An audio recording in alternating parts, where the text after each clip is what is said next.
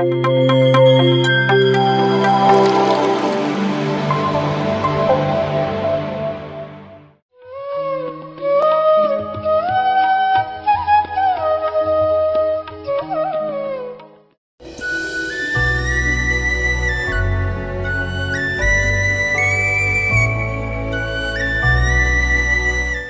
Masters, ಎಲ್ಲರಿಗೂ ನಮಸ್ಕಾರ.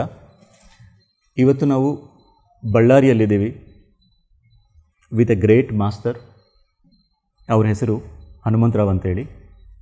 ನಮ್ಮ PSSMಲ್ಲಿ ಒಂದೊಂದು ಮಾಸ್ಟರ್ಸ ಒಂದು ಸ್ಪೆಷಾಲಿಟಿ ಇರುತ್ತೆ. Every master is very unique.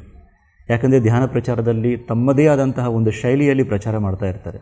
ಒಬ್ಬರು ಪಿರಮಿಡ್ ಕಟ್ಸೋದ್ರಲ್ಲಿ ಸ್ಪೆಷಲಿಸ್ಟ್ ಆಗಿರ್ತಾರೆ, ಒಬ್ಬರು ಧ್ಯಾನ ಪ್ರಚಾರ ಮಾಡೋದ್ರಲ್ಲಿ ಅಂದರೆ ಕ್ಲಾಸಸ್ ಹೇಳೋದ್ರಲ್ಲಿ ಸ್ಪೆಷಲಿಸ್ಟ್ ಆಗಿರ್ತಾರೆ, ಇನ್ನೊಬ್ಬರು ಸೇವೆಯಲ್ಲಿ ಒಂದೊಂದು ಥರ ಡಿಫ್ರೆಂಟ್ ಡೈಮೆನ್ಷನ್ಸಲ್ಲಿ ಅವರು PSSMಗೆ ತಮ್ಮದೇ ಆದಂತಹ ಒಂದು ಸೇವೆಯನ್ನು ಸಲ್ಲಿಸ್ತಾ ಇದ್ದಾರೆ.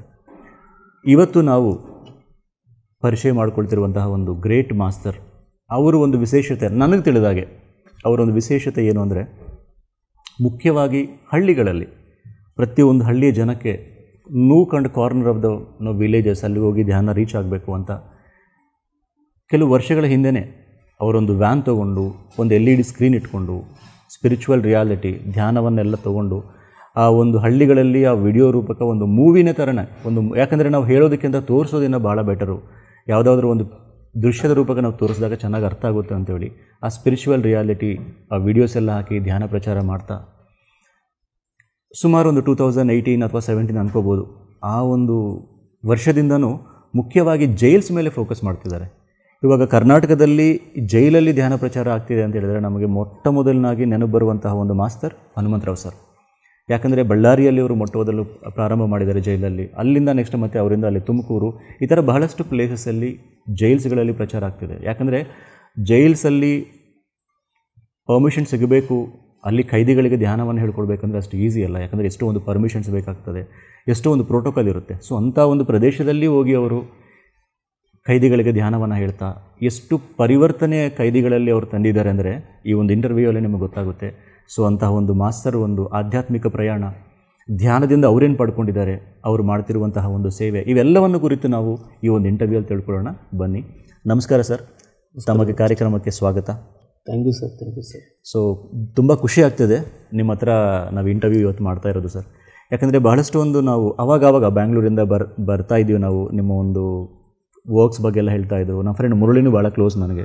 ಸೊ ನಿಮ್ಮ ಬಗ್ಗೆನೂ ಭಾಳಷ್ಟು ಸಲ ಮುರಳಿನೂ ಹೇಳಿದ್ದಾರೆ. ಆ್ಯಂಡ್ ನಾವು ಮೊನ್ನೆ ಒಂದು 10 ದಿನದಿಂದ ಬಳ್ಳಾರಿಯಲ್ಲಿದ್ದೀವಿ. ಜೈಲಿಗೆ ಹೋದಾಗ ನಾನು ಖೈದಿಗಳಂತ ಕರೀಲಿಕ್ಕೆ ಪದ ಆಗ್ತಾಯಿಲ್ಲ ನನಗೆ. ಯಾಕಂದರೆ ಅವ್ರು ನೋಡಿದ್ರೆ ಪ್ರತಿಯೊಬ್ಬ ಮಾಸ್ತರು ಗ್ರೇಟ್ ಮಾಸ್ತರ್ ತಾನೇ ಅನಿಸ್ತಿದ್ದಾರೆ ನನಗೆ. ಖೈದಿಗಳಿಗೆ ನನಗೆ ಬೇರೆ ಪದ ಏನು ಉಪಯೋಗಿಸ್ಬೇಕು ಗೊತ್ತಿಲ್ಲ. ಬಟ್ ಅಲ್ಲಿ ನೋಡಿದಾಗ ಜೈಲಲ್ಲಿ ಅವ್ರನ್ನ everybody is A great master ಅನ್ನೋ ಥರನೇ ನನಗೆ ಅನಿಸ್ತಾ ಇದ್ದಾರೆ. ಸೊ ಆ ಥರ ಅವರು ತಯಾರಾಗಲಿಕ್ಕೆ ನೀವು ಎಷ್ಟೊಂದು ಶ್ರಮೆ ಪಟ್ಟಿದ್ದಾರೆ. ಅವ್ರು ಹೇಳಿದರು 2018 ಹನುಮಂತರಾವ್ ಸರ್ ಬರ್ತಿದ್ದಾರೆ ಸರ್, ಅವರೆಲ್ಲ ಹೇಳ್ಕೊಟ್ಟಿದ್ದಾರೆ. ನಾನು ಆಲ್ಮೋಸ್ಟ್ ಸೂಸೈಡ್ ಮಾಡ್ಕೊಳ್ಳಿಕ್ಕೆ ಹೋಗಿದ್ದೆ ಸರ್ ನಾನು. ಅಂಥವ್ರನ್ನ ಕರ್ಕೊಂಬಂದು ಧ್ಯಾನಕ್ಕೆ ಇವಾಗ ಕೂಡಿಸಿ ಇವಾಗ ನಾವು ಹೊರಗಡೆ ಹೋಗಿ ಧ್ಯಾನ ಪ್ರಚಾರ ಮಾಡ್ತಿದ್ದೀವಿ ಅಂತ ಅವ್ರ ಲೈಫೇ ಇವಾಗ ಧ್ಯಾನ ಪ್ರಚಾರಕ್ಕೆ ಇಡಲಿಕ್ಕೆ ರೆಡಿ ಆಗಿದ್ದಾರೆ. ಅಂಥ ಒಂದು ಪರಿವರ್ತನೆ ನೀವು ತಂದಿದ್ದು ರಿಯಲಿ ವೆರಿ ಗ್ರೇಟ್. ಸೊ ಇವತ್ತು ನಿಮ್ಮ ಮೂಲಕ ಅವೆಲ್ಲ ವಿಷಯಗಳನ್ನು ತಿಳ್ಕೊಬೇಕಂತಿದೆ ನಮಗೆ. ಸೊ ಅಲ್ಲಿವರೆಗೆ ನಾವು ಬರೋಕ್ಕಿಂತ ಮೊದಲು ನಿಮ್ಮ ಬಗ್ಗೆ ಹೇಳಿ ಸರ್, ನಿಮ್ಮ ಒಂದು ಕುಟುಂಬ, ನಿಮ್ಮ ಒಂದು ಸೆಲ್ಫ್ ಇಂಟ್ರಡಕ್ಷನ್. ಮೊದಲನೇದಾಗಿ ಬ್ರಹ್ಮರ್ಷಿ ಪತ್ರಿಜಿ ಅವರಿಗೆ ನಾನು ಕೋಟಿ ಪ್ರಣಾಮಗಳು, ಧನ್ಯವಾದಗಳು ಹೇಳ್ತೀನಿ. ನನ್ನ ಹೆಸರು ಹನುಮಂತರಾವ್. ನಮ್ಮದು ಮೂಲತಃ ಬಳ್ಳಾರಿ. ಮತ್ತು ನಮ್ಮದು ಒಂದು ಬಡ ಕುಟುಂಬದಿಂದ ಬಂದಿರುವ ನಮ್ಮ ಕುಟುಂಬ. ಎಷ್ಟು ಬಡತನ ಅಂದರೆ ಭಿಕ್ಷುಕರಿಗೆ ನಮಗೆ ದೊಡ್ಡ ವ್ಯತ್ಯಾಸ ಇಲ್ಲ. ಮನೆಗೆ ಹಿರಿಮಗ, ಮನೆ ತುಂಬ ಮಕ್ಕಳು, ಮತ್ತು ನಮ್ಮ ಅಪ್ಪಾಜಿ ಒಂದು ಟೈಲರಿಂಗ್ ಕೆಲಸ ಮಾಡೋರು. ಅವರು ಸೆಲ್ಫ್ ಎಂಜಾಯ್, ಚೆನ್ನಾಗಿ ಕುಡಿಯೋದು, ಅವ್ರದ್ದೇ ಆದಂಥ ಅವ್ರ ಪ್ರಪಂಚದಲ್ಲಿ ಮುಳುಗೋಗಿರ್ತಾರೆ. ಮತ್ತು ನಮ್ಮ ತಾಯಿ ಕೂಡ ತುಂಬ ಬಡತನದಿಂದ ಬಂದಿರುವ ಅವರು. ಮತ್ತು ನಮಗೆ ಎಷ್ಟು ಕಷ್ಟ ಅಂದರೆ ಗುಡಿಯಲ್ಲಿ ಕೂಡ ನಾವು ನಿವಾಸ ಮಾಡಿದ್ವಿ. ಹಳೆ ಸ್ಲಮ್ ಏರಿಯಲ್ಲಿ ಗುಡಿಗಳಲ್ಲಿ, ಈಶ್ವರನ ಗುಡಿಯಲ್ಲಿ ನಾವು ನಿವಾಸ ಮಾಡಿದ್ವಿ. ಅಲ್ಲಿಂದ ನಮಗೆ ಕಳಿಸ್ಕೊಡ್ತಾರೆ. ಎಷ್ಟೋ ಗುಡಿಸಲುಗಳಲ್ಲಿ ನಾವು ಬದುಕಿದ್ದೀವಿ. ಕೆಲವೊಂದು ಮನೆ ಬಿದ್ದೋಗಿರ್ತೇವೆ, ಅಂಥ ಮನೆಯಲ್ಲಿ ಕೂಡ ಜೀವಿಸಿದ್ದೀವಿ. ಮತ್ತು ಅಂಥ ಪರಿಸ್ಥಿತಿಗಳಲ್ಲಿ ಸುತ್ತಮುತ್ತ ಇದ್ದವರು ನೀವು ಈ ಮನೆಯಲ್ಲಿ ಹೆಂಗೆ ಜೀವಿಸ್ತೀರಿ ಅಂದರೆ ಬಿದ್ದೋಗ್ತದೆ. ಅಂದರೆ ನಾವು ನಮ್ಮ ತಾಯಿಯರೆಲ್ಲ ಅದಕ್ಕಿಂತ ಭಾಗ್ಯನ. ಅಂದರೆ ನಾವು ಇನ್ನು ಬಿದ್ದೋಗ್ಬಿಟ್ರೆ ಹಸು ಇರಲ್ಲ, ಜೀವಿಸೋದಿರಲ್ಲ, ಜೀವನ ಇರಲ್ಲ. ಅಷ್ಟು ನಮ್ಮ ತೀವ್ರತೆ ನಮ್ಮ ಜೀವನ. 18 ಮನೆಗಳು ಚೇಂಜ್ ಮಾಡ್ತೀವಿ ನಮ್ಮ ಈ ಜೀವನದಲ್ಲಿ. ಕೆಲವು ಮನೆಗಳಿಗೆ ಬಾಗಿಲಿಲ್ಲ. 18 ಕೆಲಸಗಳು ಮಾಡ್ತೀನಿ ನಾನು. ಹೋಟ್ಲಲ್ಲಿ ಕಪ್ಪು ತೊಳೆಯೋದ್ರಿಂದ ಹಿಡಿದು ರಿಕ್ಷಾ ತೊಳೆಯೋವರೆಗೆ. ಸೊ ಎಲ್ಲನಲ್ಲಿ ನೋಡಿ ಮತ್ತು ಇದರಲ್ಲಿ ನಮ್ಮ ಕುಟುಂಬಕ್ಕೆ ನಾನು 3 ಹೊತ್ತು ಊಟ ಇಡಿಸ್ಬೋದು. ನಮ್ಮ ಕುಟುಂಬಕ್ಕೆ ನಾನು 3 ಹೊತ್ತು ಊಟ ಹೆಂಗೆ ಇಡಿಸ್ಬೇಕು, ಇದೇ ನನ್ನ ಕಾನ್ಸೆಪ್ಟ್. ಎಸ್. ನನಗೆ 7 ವರ್ಷ ಇರಬೇಕಾದ್ರೇ ನನಗೆ ಜ್ಞಾನ ಬಂತು. ಓದಂದರೆ ನನಗೆ ಭಾಳ ಇಷ್ಟ. ಓದ್ಕೊಳ್ಳೋಕ್ಕೆ ಪುಸ್ತಕ ಇಲ್ಲ. ಮತ್ತು ಈ ಥರ ಜೀವನ ನಾನು ಹೆಂಗೆ ಮಾಡಬೇಕು, ಹೆಂಗಿಲ್ಲ. ಮತ್ತು ನಾನು ಏನೋ ಒಂದು ತಂದು ಹಾಕಿದ್ರೇ ನಮ್ಮ ಮನೆಯಲ್ಲಿ ನಮ್ಮ ತಮ್ಮಂದರು ಊಟ ಮಾಡ್ತಾರೆ. ಇವತ್ತು ತಿಂದರೆ ನಾವು ಯಾವಾಗ ತಿಂತೀವಿ ಗೊತ್ತಿಲ್ಲ. ಓಕೆ. ಒಂದೊಂದು ದಿವಸ 2 ದಿವಸ ಉಪವಾಸ ಇದ್ದು ನಮ್ಮ ಮನೆ ಹತ್ರ ಒಂದು ಬಾಲಂಜನ ಸ್ವಾಮಿ ಅಂತ ದೇವಸ್ಥಾನ, ನಮ್ಮ ಬಳ್ಳಾರಿಗೇ ವಿಶೇಷ ಅದು. ಆ ಹಸುವಿಗೆ ನಮಗೆ ತಾಳಲಾರ್ದಂಗೆ ನಮ್ಮ ದೊಡ್ಡಮ್ಮ ಮಗಳು ನಾವು ಆ ಲಗ್ನದಲ್ಲಿ ಏನು ಚೆಲ್ಲಿರ್ತಾರೆ ಊಟ, ಪತ್ರೋಳಿಗಳಲ್ಲಿ ಬಿಸಾಗ ಅರ್ಧಂಬರ್ಧ ಊಟ, ಅಲ್ಲಿ ಕೂಡ ಊಟ ಮಾಡಿ ಬೆಳೆದು ಬಂದಿರುವ ಜೀವನ ನನ್ನ ಜೀವನ. ಅಷ್ಟು ಬಡತನ.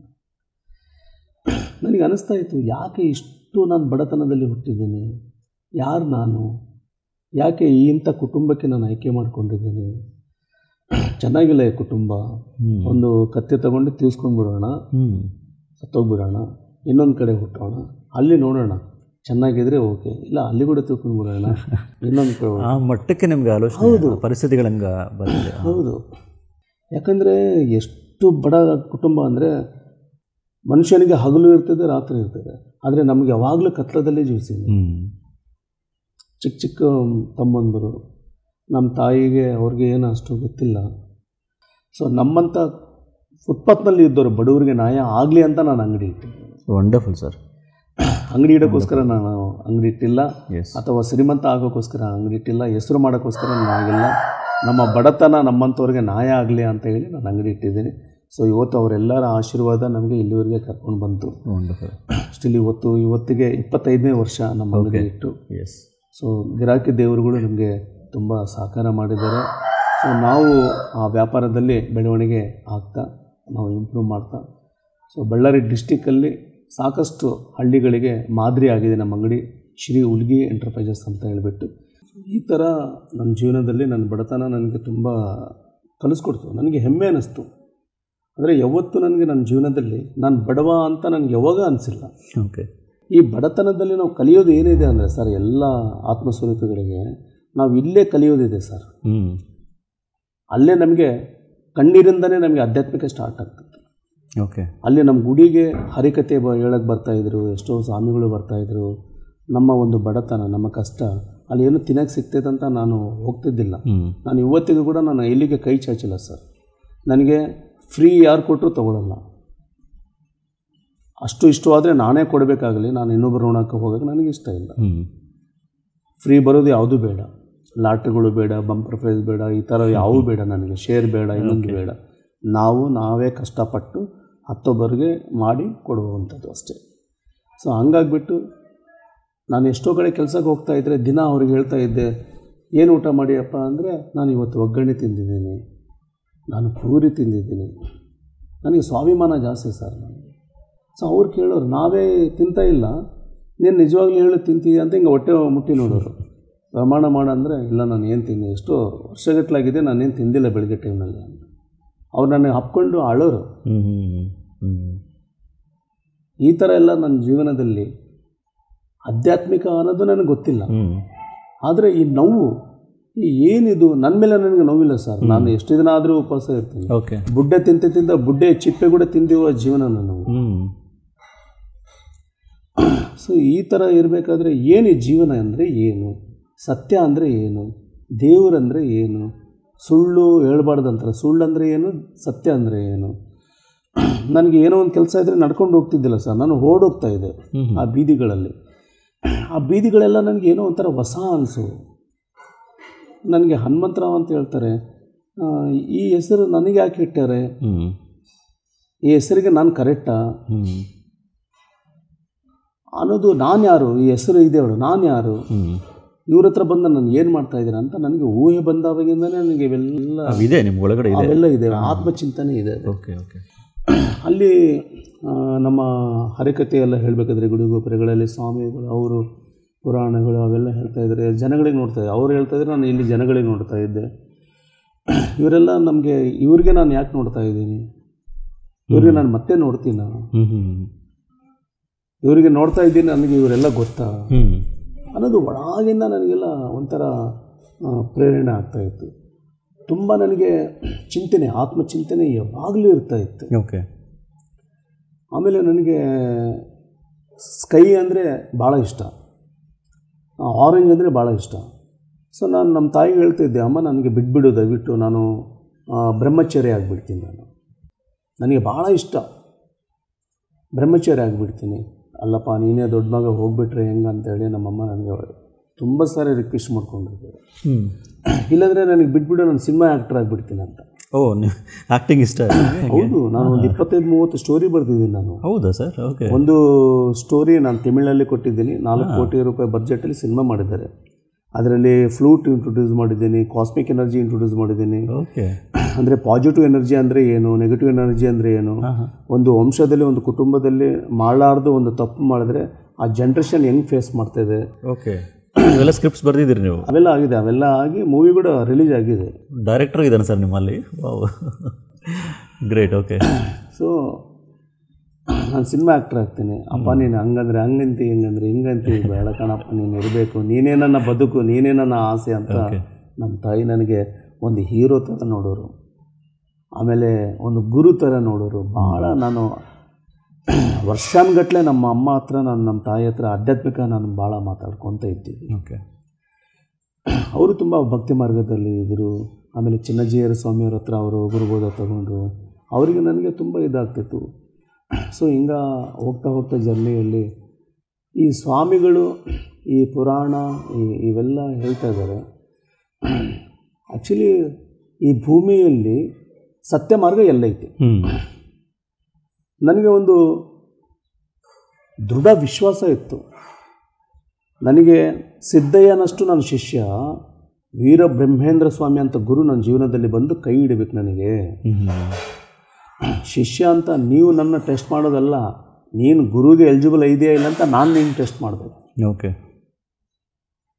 ಫಸ್ಟು ನೀನು ಗುರಿಗೆ ಅರ್ಹತೆ ಇದೆಯಾ ಇಲ್ಲ ಅಂತ ನಾನು ನಿಮಗೆ ಟೆಸ್ಟ್ ಮಾಡಬೇಕು.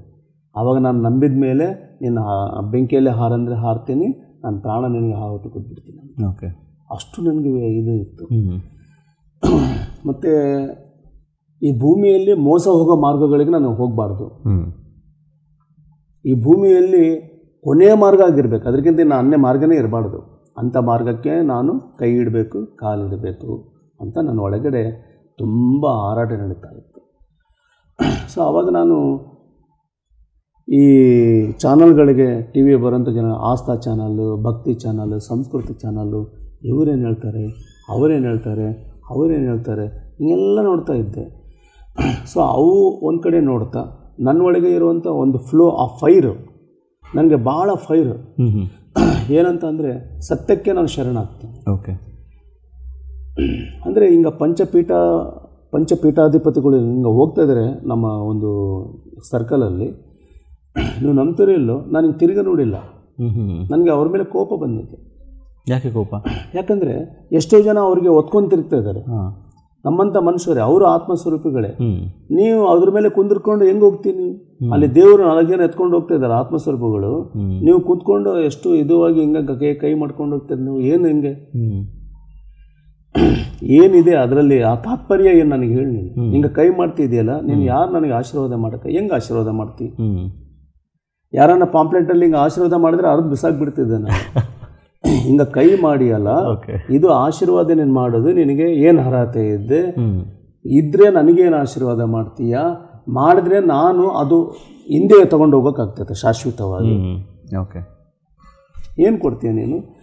ಯಾರೋ ಹಣ್ಣು ಕೊಟ್ಟರೆ ತಂದು ಇವ್ರಿಗೆ ಕೊಡ್ತೀಯ, ಇವ್ರು ಕಾಯಿ ಕೊಟ್ಟರೆ ಅವ್ರಿಗೆ ಕೊಡ್ತೀಯ. ನನಗೆ ಅಲ್ಲಿ ಕೊಟ್ಟು ಇಲ್ಲಿ ಇಟ್ಟು ಅಲ್ಲಿ ಹೋಗುವಂಥದ್ದು ನನಗೆ ಬೇಡ, ಹಿಂದೆ ತೊಗೊಂಡು ಹೋಗೋದು ಕೊಡ್ತೀಯ. ನನ್ನ ಕರ್ಮ ಕಳಿಬೇಕಪ್ಪ, ಕೊಡ್ತೀಯ. ಹಂಗಿದ್ರೆ ಇಷ್ಟು ಜನ ಬಡತನ ಯಾಕೆ, ಇದೆಲ್ಲ ಯಾಕೆ, ಹಿಂಗೆ ನೀವು ಹಿಂಗೆ ಮಾಡಂಗಿದ್ರೆ ಈ ಬಡತನ ಎಲ್ಲ ಯಾಕೆ ಇರ್ತದೆ ಹಿಂಗೆ ಅನ್ನೋದು ನನ್ನಲ್ಲಿ ನನ್ನ ಗೊಂದಲ. ಅಷ್ಟು ನನಗೆ ತುಂಬ ಇದಾಗ್ತಾ ಇತ್ತು. ಹಿಂಗೆ ಹೋಗ್ತಾ ಇದ್ವಿ, ಗಂಟೆ 2 ಗಂಟೆ ಪೂಜೆ ಮನೆಯಲ್ಲಿ. ನಾನು ದಿನ ಗಂಟೆ 2 ಗಂಟೆ ಪೂಜೆ ಮಾಡೋದು, ಪೂಜೆ ಗದಿಯಲ್ಲಿ ಡೈಲಿ 2 ಗಂಟೆ ಪೂಜೆ ಮಾಡ್ತಿದ್ರಿ ನೀವು? ಎಲ್ಲ ದೇವರುಗಳಿಗೆ ಹೇಳಿ ಹೊರಗೆ ಬಂದರೆ ಚಂಚಲ ಆಗ್ತಿದ್ದೆ. ಏನು ಎಲ್ಲರಿಗೂ ಹೇಳಿ ನನಗೆ ಸಮಾಧಾನನೇ. ನಿಮ್ಗೆ ಇಷ್ಟನಾ ಪೂಜೆ ಮಾಡೋದು? ಇಲ್ಲ, ನನಗೆ ಹೇಳ್ತೀನಲ್ಲ, ನನಗೆ ದೇವರಂದರೆ ಇಷ್ಟ, ಸತ್ಯ ಅಂದರೆ ಇಷ್ಟ. ಅದು ಎಲ್ಲಿದೆ, ಎಲ್ಲಿದೆ? ವಾರ ವಾರ ದುರ್ಗಮ್ಮಗೆ, ಮಂಗಳವಾರ ದುರ್ಗಮ್ಮ ವಾರಕ್ಕೆ 2 ಸಾರಿ ಹೋಗ್ತಿದ್ದೇವೆ. ಆಮೇಲೆ ನಮ್ಮ ತಾಯಿಗೆ ಆರಾಮಿಲ್ಲ, ಅವರಿಗೆ ರೊಮೆಟೆಡ್ ಆರ್ಥೆಟಿಕ್ಸ್, ಅವ್ರಿಗೆ ಅದು ಶುರು ಆಗಿಬಿಡ್ತು. ಅವ್ರದ್ದು ಒಂದು ಸಿನಿಮಾನೇ ಮಾಡ್ಬೋದು, ವಾಮಾಚಾರ ಅಂತ ಹೇಳಿಬಿಟ್ಟು ಎಲ್ಲೆಲ್ಲೋ ಕರ್ಕೊಂಡೋಗಿ ಅವ್ರಿಗೆ ಬಸ್ಸಲ್ಲಿ ಏರಕ್ಕೆ ಬರೋಲ್ಲ, ಕುಂದ್ರಕ್ಕೆ ಬರೋಲ್ಲ, ಎತ್ಕೊಂಡು ಅವ್ರಿಗೆ ನಮ್ಮ ಹತ್ರ ಅಷ್ಟು ದುಡ್ಡೂ ಇಲ್ಲ. ಈ ಥರ ಎಷ್ಟೆಷ್ಟು ಮಾಂತ್ರಿಕಗಳು ವಾಮಾಚಾರ ಏನೇನು ಮಾಡ್ತಾರೆ, ಹಿಂಗೆ ಮುಟ್ರೆ ಗಡ್ಡೆ ಕರ್ಗೆ ಹೋಗಿ ಅಂಥವೆಲ್ಲ ಎಲ್ಲ ಕಡೆ ಹೋಗ್ತೀನಿ, ಅದು ನೋಡಿದ್ಬಿಟ್ರಿ, ಎಲ್ಲ ಆಗಿಬಿಟ್ಟಿತ್ತು. ಸೊ ಈ ಥರ ಎಲ್ಲ ನೋಡಿ ಅವ್ರದ್ದು ಒಂದು ಲೆಸನ್ ನನಗೆ. ನಮ್ಮ ತಾಯಿಯವರು ನನಗೆ ಯಾರೋ ಮಾಡಿಸ್ಬಿಟ್ರು, ಹಂಗೆ ಮಾಡಿಸ್ಬಿಟ್ರು. ನಾನು ಎಷ್ಟೋ ಅವರಿಗೆ ಒಳ್ಳೆ ರೀತಿಯಲ್ಲಿ ಹೇಳಿದರೆ ಅವ್ರು ಕೇಳಿಲ್ಲ ಅವರು. ಸೊ ಹಂಗೆ ಅವರು ಆ ತಟ್ಕೊಳ್ಳಾರದೆ ಪೇನ್ ಕಿಲ್ಲರ್ಸ್ ಟ್ಯಾಬ್ಲೆಟ್ ತೊಗೊಂಡು ಅವ್ರಿಗೆ ಕ್ಯಾನ್ಸರ್ ಬಂದುಬಿಡ್ತು. 2012ಗೆ ಅವರು ತಯ ಮಾಡಿದ್ರು. ಸೊ ಈ ಥರ ನಾನು ಪ್ರಪಂಚದಲ್ಲಿ ಹೋಗ್ತಾ ಅವ್ರಿಗೆ ಪ್ರಾಬ್ಲಮ್ ಇದ್ದರೆ, ನಾನು ಇಲ್ಲಿ ಮುಂದ್ರಾಬಾದ್ ಹೊಸಪೇಟೆ ಹತ್ರ ಹುಲಿಗೆಮ್ಮ ನಮ್ಮ ತಾಯಿಗೋಸ್ಕರ 5 ವರ್ಷ ತಿಂಗಳು ಹುಣ್ಣಿಮೆಗೆ ಹೋಗಿ ಅಲ್ಲಿ ಮಲಗಿ ಆ ದೇವಿಗೆ, ನಮ್ಮ ತಾಯಿಗೆ ಆರಾಮಾಗಲಿ ಅಂತ ಹೇಳ್ಬಿಡ್ತೀನಿ. ಈ ಥರ ಸ್ಪಿರಿಚುವಾಲಿಟಿನಲ್ಲಿ ನಾನು ಎಲ್ಲೆಲ್ಲಿ ಹೋದರೆ ಕೂಡ, ಅಲ್ಲಿ ಮೊಹರಮ್ ಆಗಿರ್ಬೋದು, ಇಲ್ಲ ಅಲ್ಲಾ ಆಗಿರ್ಬೋದು, ಜೀಸಸ್ ಆಗಿರ್ಬೋದು, ಇನ್ನೊಂದಾಗಿರ್ಬೋದು, ನನಗೆ ಯಾವುದು ಕೂಡ ಒಂದೇ. ನೀವು ನಂಬ್ತಿರೋ ಇಲ್ಲ, ನಾನು ಹಿಂದೂ ಅಂತ ನನಗೆ ಪ್ರಜ್ಞೆ ಇಲ್ಲ. ಓಕೆ. ನಾನು ಪುರುಷ ಅಂತ ಕೂಡ ನನಗೆ ಪ್ರಜ್ಞೆ ಇಲ್ಲ. ನಾನು ಗಂಡ ಆಗಿನಂತ ನನಗೆ ಇದು ಇಲ್ಲ, ನಾನು ತಂದೆ ಆಗಿನಂತ ನನಗೇನೂ ಇಲ್ಲ. ನನಗೆ ಒಂದು ಕಾನ್ಷಿಯಸ್ನಲ್ಲಿ ಜೀವಿಸ್ತಾ ಇದ್ದೇನೆ. ಎಕ್ಸಲೆಂಟ್. ಓಕೆ. ಊಹೆ ಬಂದವಾಗಿಂದ ಎಲ್ಲಿದೆ ಸತ್ಯ, ಯಾರು ಕೊಡೋವಂಥವ್ರು ಯಾರು ಅನ್ನೋದು ಆ ಒಂದು ಗೊಂದಲದಲ್ಲಿ ನಾನು ಇರಬೇಕಾದ್ರೆ, ಶಬರಿಮಲೆಗೆ ನಾನು 7 ಸಾರಿ 8 ಸಾರಿ ದೀಕ್ಷೆಗೆ ಹೋಗ್ತೀನಿ, ಕಠಿಣ ದೀಕ್ಷೆ. ಬೆಳಿಗ್ಗೆ ನಾನು ರಿಸರ್ಚ್ ಮಾಡಿದ್ರೆ ಸಾಯಂಕಾಲ ಹೋಗಿ ರಿಸರ್ಚ್ ಮಾಡ್ತಾಯಿದ್ದೆ. ಮತ್ತು ನಾನು ಇವತ್ತು ಮಧ್ಯಾಹ್ನ ಊಟ ಮಾಡಿದ್ರೆ ನೆಕ್ಸ್ಟ್ ದಿನ ಮಧ್ಯಾಹ್ನ ಊಟ ಮಾಡ್ತಿದ್ದೆ. ನನಗೆ ಆ ಗಾಳಿ ಬಂದು ನನಗೆ ಸೋಗ್ತಾ ಇತ್ತು ಹಿಂಗೆ, ಅಷ್ಟು ಕಠಿಣ ನಿಷ್ಠೆಯಿಂದ. ಯಾರೋ ನನಗೆ ಕೂಗ್ದಂಗೆ ಆಗೋದು, ಮಾತಾಡೋದು, ಅಷ್ಟು ಡೀಪ್ನಲ್ಲಿ ಆ ನಾಮದಲ್ಲಿ ನಾನು ಏಕಚಿತ್ತ ಆಗಿ ನಾನು ಜೀರೋ ಕಾನ್ಷಿಯಸ್ ಆಗಿಬಿಡ್ತಿದ್ದೆ. ಅಲ್ಲಿ ನನಗೆ ಒಬ್ಬರು ಕರ್ಪೂರ ಇಟ್ಟಿದ್ದಾರೆ. ಓ, ಅಂದರೆ ನನಗೆ ಏನಾದ್ರು ಸಿಕ್ಕಿದರೆ ನಾನು ಅದರಲ್ಲಿ ಒಳಗೋಗ್ಬಿಡ್ತೀನಿ, ಡೆಪ್ತಲ್ಲಿ ಹೋಗ್ಬಿಡ್ತೀನಿ. ನನ್ನ ಸ್ಥಿತಿ ಆ ಥರ ಇದೆ. ಆಮೇಲೆ ಈ ಥರ ಭಕ್ತಿ ಮಾರ್ಗ ಹೋಗ್ತಾ 2004ಗೆ ಹೀಗೆ ಹೋಗಬೇಕಾದ್ರೆ ನಾನು ಪಿರಮಿಡ್ ಧ್ಯಾನ ಕೇಂದ್ರ, ನಮ್ಮ ಕರ್ನಾಟಕದಲ್ಲಿ ಪತಾಂಜಲಿ ಪಿರಮಿಡ್ ಧ್ಯಾನ ಕೇಂದ್ರ ಯೋಗಿಗಳ ನೆಲೆ. ವಂಡರ್ಫುಲ್, ಕರೆಕ್ಟಾಗಿ ಹೇಳಿದ್ರು ನೀವು. ಎಸ್, ಅಲ್ಲಿ ನಾನು ನೋಡ್ತೀನಿ, ಒಳಗೆ ಹೋಗ್ತೀನಿ. ಧ್ಯಾನ ಅಂತೂ ನನಗೆ ಯಾರೂ ಪರಿಚಯ ಮಾಡಿಲ್ಲ. ನನ್ನಲ್ಲಿ ಧ್ಯಾನ ಅನ್ನುವ ಪದ ಕೇಳಿದರೆ, ಒಂದು ವಯಸ್ಸಿಗೆ ಬಂದು ಹುಡುಗಿಗೆ ಮದುವೆ ಅಂದರೆ ಎಷ್ಟು ರೋಮಾಂಚಕ ಆಗ್ತದೆ, ನನಗೆ ಅಷ್ಟು ರೋಮಾಂಚಕ ಆಗೋದು. ಧ್ಯಾನ ಅನ್ನೋ ಪದ ಕೇಳಿದರೆ ನನಗೆ ಅಷ್ಟು ಇದಾಗೋದು. ಸೊ ಅಲ್ಲಿ ನಾನು ಒಳಗಡೆ ಹೋಗಿ ಕಣ್ಣು ಮುಚ್ಕೊಂಡು ಉಸಿರನ್ನು ಗಮನಿಸ್ತೀನಿ. ಕೂತ್ಕೊಂಡ್ರೆ ನನಗೆ ಒಂಥರ ಏನೋ ಅನ್ನಿಸ್ತದೆ, ಏನೋ ಆನಂದ ಅನ್ನಿಸ್ತದೆ. ಆಮೇಲೆ ಡೈಲಿ ಹೋಗೋದು ಶುರು ಮಾಡ್ತೀನಿ. ಹೋದ್ಮೇಲೆ ಕಣ್ಣು ಮುಚ್ಕೊಳ್ಳೋದು, ಕೂತ್ಕೊಳ್ಳೋದು, ಧ್ಯಾನಕ್ಕೆ ಉಸಿರನ್ನು ಗಮನಿಸೋದು. ಫಸ್ಟು ನನಗೆ ಅನುಭವ ಏನಾಯ್ತಂದರೆ, ನಮ್ಮ ದೇಹ ಬಲಗಡೆ ದೇಹ ಎಡಕ್ಕಾಗಿದೆ, ಎಡ ದೇಹ ಬಲಿಗಾಗಿದೆ. ಹಿಂಗೆ ಮಿಕ್ಸಿನಲ್ಲಿ ಹಾಕಿ ತಿರುಗಿಸಿದ್ರೆ ಹಿಂಗಿರ್ತದೆ. ನನಗೆ ಏನೋ ಆಗಿಬಿಟ್ಟಿತ್ತಂತ, ಏನೋ ಆಗಿಬಿಟ್ಟಿದೆ ನನಗೆ. ಮತ್ತು ಕಣ್ಣು ತೆಗೆದು ನೋಡ್ತಿದ್ದೀನಿ, ನೋಡಿದ್ರೆ ಹೆಂಗಿರೋದು ಹಂಗೆ ಇದೆ, ಮತ್ತು ಹಂಗೆ ಆಗ್ತಾಯಿದ್ರೆ ಬಲ ಕೈ ಅಲ್ಲಾಡ್ಸೋಕೆ ಹೋದರೆ ಎಡಗಲ್ಲಾಡಿಸ್ತೀನಿ, ಎಡಗಲ್ಲಾಡ್ಸೋಕೆ ಹೋದರೆ ಬಲಗಲ್ಲಾಡಿಸ್ತೀನಿ. ಓಕೆ, ಆ ಥರ ಆಗಿದೆ. ಅದು ಮೊದಲನೇ ಅನುಭವ. ಎರಡನೇ ಅನುಭವ ಏನಾಗಿದೆ, ಒಂದು ಪಶು ನಮ್ಮ ಎದುರಿಗೆ ನಿದ್ದೆ ಹೋಗ್ತಾ ಇದ್ದರೆ ತನ್ನ ಒಂದು ಶರೀರ ಕೆಳಗ ಮೇಲೆ ಆಗ್ತಾ ಇರ್ತದೆ. ಒಂದು ಪಶು ಮಲಗಿದೆ, ತನ್ನ ಶರೀರ ಉಸಿರು ಬಿಟ್ಟು ತೊಗೊಂಡೋದ್ರೆ ಕೆಳಗ ಮೇಲೆ ಆಗ್ತದೆ. ಅದೇ ಥರ ನನ್ನ ಶರೀರ ನನಗೆ ಅನ್ನಿಸ್ತಾ ಇತ್ತು, ಬೇರೆ ಯಾವುದೋ ಶರೀರ ಉಸಿರು ತೊಗೊಂಡು ಬಿಡ್ತಾ ಇದೆ ಅಂತ ನನಗೆ ಅನ್ನಿಸ್ತಾ ಇದೆ. Okay okay okay okay. ಅದು ಮೂರನೇ ಅನುಭವ. ಎರಡನೇ ಅನುಭವ. ಮೂರನೇ ಅನುಭವ ಬಂದು ಈ ಗೋಡೆ ಗಡಿಯಾರ ಇರ್ತದಲ್ಲ, ಆ ಒಳಗಡೆ ಹಿಂಗೆ ಹೊಡ್ಕೊಳ್ತದೆ ಆ ಪೆಂಡಲ. ನನ್ನ ಆತ್ಮ ಹಿಂಗೆ ಹೊಡ್ಕೊಳ್ತಾ ಇತ್ತು, ಹಿಂಗೆ ಟಕ್ ಟಕ್ ಟಕ್ ಟಕ್ ಟಕ್ ಇಲ್ಲಿಂದ ಹಿಂಗೆ ಹೊಡ್ಕೊತಿದ್ದಿಲ್ಲ. ನಾನು ಹಿಂಗೆ ಮುಟ್ಟು ನೋಡ್ಕೊಂಡಿದ್ದೆ ಏನೋ ಆಗಿದೆ ನನಗೇನಾದರೂ ಅಂತ. ಆ ಥರ ಒಂದು ಮೂರನೇ ಅನುಭವ. ನಾವು ಭಾವಸಾರ ಕ್ಷತ್ರಿಯ ಮರಾಠರು, ತುಂಬ ನಾನ್ ವೆಜ್ ತಿನ್ನೋರು. ಅದರಲ್ಲಿ ನಾನು ರಾಕ್ಷಸ. ನಾನ್ ವೆಜ್ ಅಷ್ಟು ತಿಂತಿದ್ರಾ? ನಾನು ರಾಕ್ಷಸ. ಓಕೆ. ಭಾಳ ಕ್ರೂರಿ ನಾನು. ಓಕೆ. ಭಾಳ ಕ್ರೂರಿ. ಚೆನ್ನಾಗಿ ಮಾಂಸ ತಿಂದು ಸಂಡೇ ಕೂಡ ನಾನು ಸತ್ಸಂಗಕ್ಕೆ ಪಾಲ್ಗೊಂಡಿದ್ದೀನಿ. 4 ವಾರ. 5ನೇ ವಾರಕ್ಕೆ ಪತ್ರಿ ಸರ್ ಬಂದುಬಿಟ್ರು. ಬಂದಮೇಲೆ ನಾನು ಅವ್ರಿಗೆ ಕೇಳಿದೆ. ನನಗೆ ನೋಡಿದ ಮೇಲೇ ಸಾರು ಆ ಪಿರಮಿಡಲ್ಲಿ ಗಟ್ಟಿಗೆ ಹಗ್ ಮಾಡ್ಕೊಂಡು ಬಿಟ್ಟಿದ್ದೆ. ಫಸ್ಟ್ ಟೈಮೇ ನನಗೆ ನೋಡಿ ಗಟ್ಟಿಗೆ ಹಗ್ ಮಾಡ್ಕೊಂಡು ಕಿಸ್ ಮಾಡಿ ನನಗೆ ಬಿಡ್ತಾನೇ ಇಲ್ಲ. ಓಕೆ. ನಾವು ಪ್ರಾಪಂಚಿಕವಾಗಿದ್ದೀವಿ, ಹಿಂಗೆ ಪುರುಷ ಬಿಟ್ಟರೆ ನಮಗೆ ಹೆಂಗೋ ಅಂತ ಒಂಥರ ಫೀಲ್ ಆಗ್ತೀವಿ, ಹೌದಾ ಇಲ್ಲ? ಸೊ ಹಂಗೆ ನನಗೆ ಇವ್ರು ಯಾರಪ್ಪ ನನಗೆ ಹಿಂಗೆ ಗಟ್ಟಿಗೆ ಹಗ್ ಮಾಡ್ಕೊತಾ ಇದ್ದಾರೆ, ಹಿಂಗೆ ಫುಲ್ಲು ಪಪ್ಪಿ ಕೊಡ್ತಾ ಇದ್ದಾರೆ, ಅಷ್ಟು ಕಿಸ್ ಮಾಡ್ತಾ ಇದ್ದಾರೆ ನನಗೆ, ಅಷ್ಟು ಹಗ್ ಮಾಡ್ಕೊತಾ ಇದ್ದಾರೆ. ನಾನು ಆಯಿತು ಅಂತ ಸುಮ್ಮನೆ ಆಗಿದೆ. ಇಲ್ಲ ಆದಮೇಲೆ ನಾನು ಕೇಳಿದೆ, ಸರ್ ನನ್ನ ಮನೆಗೆ ದೊಡ್ಡ ಮನೆಗೆ ಭಾಳ ಕಷ್ಟಗಳಿದ್ದಾವೆ ಅಂದರೆ ಅವರು ಧ್ಯಾನ ಮಾಡಂತ. ನನಗೆ ದೇವರು ಅಂದರೆ ಭಾಳ ಇಷ್ಟ, ಭಕ್ತಿ ಅಂದರೆ ಇನ್ನು ತಲೆಗೆ ಹೊಡೆದು ನೀನೇ ದೇವರು ಧ್ಯಾನ ಮಾಡಂತ. ಒಂದು 3-4 ವಿಷಯಗಳಿಗೆ ಬರೀ ಇವರು ಧ್ಯಾನನೇ ಮಾಡಂತ ಹೇಳ್ತಾರೆ. ನಾನು ಇವತ್ತುವರೆಗೆ ನಮ್ಮ ಪಿರಮಿಡ್ ಸೊಸೈಟಿಯಲ್ಲಿ ಸಾರ್ ಬಂದಮೇಲೆ ಸೊಸೈಟಿಗೆ ಬಂದಾರಂತ. ಸಾರ್ ಬಂದಮೇಲೆ ನನಗೊಂದು ಪರಿಶೀಲನೆ ಇತ್ತಲ್ಲ, ನಾನು ಇವತ್ತಿಗೂ ಕೂಡ ನಮ್ಮ ತಾಯಿದು ಕೇಳ್ತೀನಿ, ಹೆಂಡ್ತಿದ್ದು ಕೇಳ್ತೀನಿ, ಎಲ್ಲರದ್ದು ಕೇಳ್ತೀನಿ, ಕೇಳೋದೇನಿಲ್ಲ, ಎಲ್ಲರದ್ದು ಕೇಳ್ತೀನಿ, ಸಣ್ಣ ಹುಡುಗದ್ದು ಕೇಳ್ತೀನಿ. ಸೊ ಚೆನ್ನಾಗಿದೆ ಅಂದರೆ ನಾನು ಸಣ್ಣ ಹುಡುಗದೇ ತೊಗೊಂಡು ಮಾಡ್ತೀನಿ, ಇಲ್ಲಾಂದರೆ ಎಲ್ಲರಿಗಿಂತ ಚೆನ್ನಾಗಿದೆ ಅಂದರೆ ನಂದೇ ನಾನೇ ಮಾಡ್ತೀನಿ, ಯಾರ್ದು ನಾನು ತೊಗೊಳ್ಳಲ್ಲ. ಹೊರಗಡೆಯಿಂದ ಯಾರೇ ಆಗಿರಲಿ, ಬೆಸ್ಟ್ ಇದೆ ಅಂದರೆ ನಂದು ನಾನೇ ಮಾಡ್ತೀನಿ. ಸೊ ಇದು ನನ್ನ ನಿರ್ಣಯ. ಆವಾಗ ಸಾರ್ ಬಂದು ಹೋದ್ಮೇಲೆ ನನಗೆ ಆಲೋಚನೆ ಇತ್ತು, ರಿಸರ್ಚ್ ಮೈಂಡ್ ಇದೆಯಲ್ಲ, ಸತ್ಯದ ದಾರಿಗೆ ಹೋಗ್ಬೇಕು ನಾನು. ಕಲಿಯುಗದಲ್ಲಿ ನಾಮಸ್ಮರಣನೇ ಶ್ರೇಷ್ಠ ಅಂತಾರೆ, ಇವರು ಉಸಿರನ್ನು ಗಮನಿಸಿ ಹೋಗಂತಾರೆ. ಇವರಿಗೆ ನಂಬ್ಕೊಂಡು ಹೋದರೆ ನಾನು ಎಲ್ಲಿ ತೇಲಾಡ್ತೀನೋ ಏನೋ, ನಾನು ಮೋಸ ಹೋಗ್ಬಾರ್ದು ಈ ಜನ್ಮದಲ್ಲಿ. ಇವ್ರಿಗೆ ಏನು ಕೇಳಿದ್ರು ಕೂಡ ಬರೀ ಅದೇ ಅಂತಾರೆ, ಇವ್ರಿಗೆ ಏನೂ ಗೊತ್ತಿಲ್ಲ, ಇವ್ರಿಗೆ ಏನೂ ಗೊತ್ತಿಲ್ಲ ಇವ್ರಿಗೆ ಅಂತ ಹೇಳಿ ಪತ್ರಿ ಸಾರ್ ಬಂದಮೇಲೆ ಟಾಟಾ ಬಾಯ ಅಂತ ಹೇಳಿ ಹೋಗಿದ್ದು ನಾನು. ಓಕೆ. ಆವಾಗ ಸೊಸೈಟಿಗೆ ನಾನು ನಂಬಿಲ್ಲ. ಸರ್ ನೋಡಿದಾಗ ಹೆಂಗೆ ಅನಿಸುತ್ತೆ ಸರ್? ನೀವು ಫಸ್ಟ್ ಟೈಮ್ ನೋಡಿದಾಗ ಒಂದು ಅಂದರೆ ಗುರು ಅಂದರೆ ನಿಮಗೆ ಆ ಥರ ಇರ್ತಾರಂತ ಅನಿಸುತ್ತಾ ನಿಮಗೆ? ಇಲ್ಲ, ನನಗೆ ಸತ್ಯ ಅನ್ವೇಷಣದಲ್ಲಿದ್ದೀನಿ ನಾನು. ನನ್ನ ವ್ಯಕ್ತಿಗಳ ಮೇಲೆ ನನಗೆ ಏನೂ ಇಲ್ಲ. ಬ್ರಹ್ಮರ್ಷಿ ಪತ್ರಿಜಿಯವರಿಗೆ ನಾನು ಎಷ್ಟು ಗೌರವ ಕೊಡ್ತೀನೋ ಅಷ್ಟು ನಾನು ನಿಮಗೆ ಕೊಡ್ತೀನಿ. ನನ್ನ ಹತ್ರ 2 ಇಲ್ಲವೇ ಇಲ್ಲ. ಅದಕ್ಕೆ ನಾನು ಇರುವಂಥ ಭಾವನೆ ಜೈಲಲ್ಲಿ ಕೂಡ ಹೋಗಿ ನನಗೆ ಅವ್ರಿಗೆ ಸಾಷ್ಟಾಂಗ ನಮಸ್ಕಾರ ಮಾಡಿ ನಾನು ಎಲ್ಲರಿಗೆ ಅವರ ಹೃದಯ ಕದಲಕ್ಕೋಸ್ಕರ ನಾನು ಎಲ್ಲಿವರೆಗಾದರೂ ಬೀಳ್ತೀನಿ ಈ ಪ್ರಪಂಚದಲ್ಲಿ.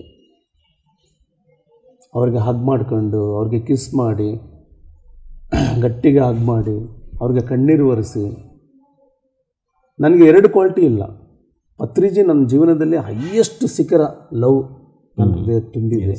ಅಷ್ಟೇ ಲವ್ ನನ್ನ ಮೇಲೆ ತುಂಬಿದೆ, ಅವ್ರ ಮೇಲೆ ತುಂಬಿದೆ, ಎಲ್ಲರ ಮೇಲೆ ನಾನು ಪತ್ರಿ ಸಾರಿಗೆ ಎಷ್ಟು ಪ್ರೀತಿ ಕೊಡ್ತೀನಿ, ಒಂದು ಫ್ರೀಕ್ವೆನ್ಸಿ ಅಷ್ಟು ನಾನು ಎಲ್ಲರ ಮೇಲೆ ತೋರಿಸ್ತೀನಿ.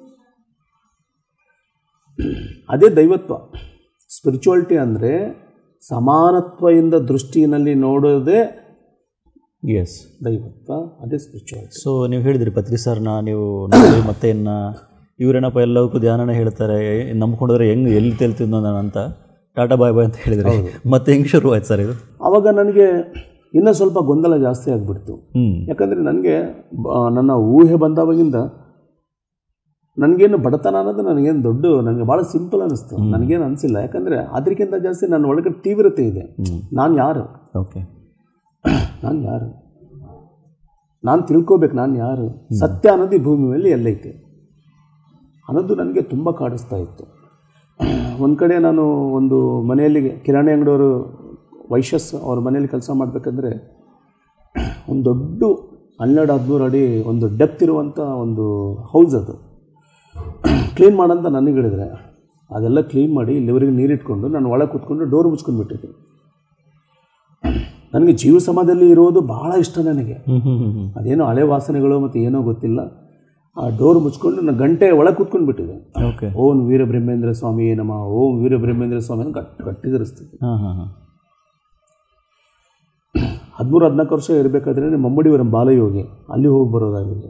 ಸರಿ, ಎಲ್ಲೋ ಒಂದು ಕಡೆ ನಾನು ಹೋಗಬೇಕು, ಎಲ್ಲೋ ಒಂದು ಕಡೆ ಮಕರಂದ, ಆ ಪರಮಾತ್ಮನ ಛಾಯೆ ಎಲ್ಲಿದೆ, ಸತ್ಯ ಎಲ್ಲಿದೆ, ನೆರಳು ಎಲ್ಲಿದೆ, ಇದ್ರೆ ಜಗತ್ತಲ್ಲಿ ಇಷ್ಟೆಲ್ಲ ಯಾಕಿದೆ,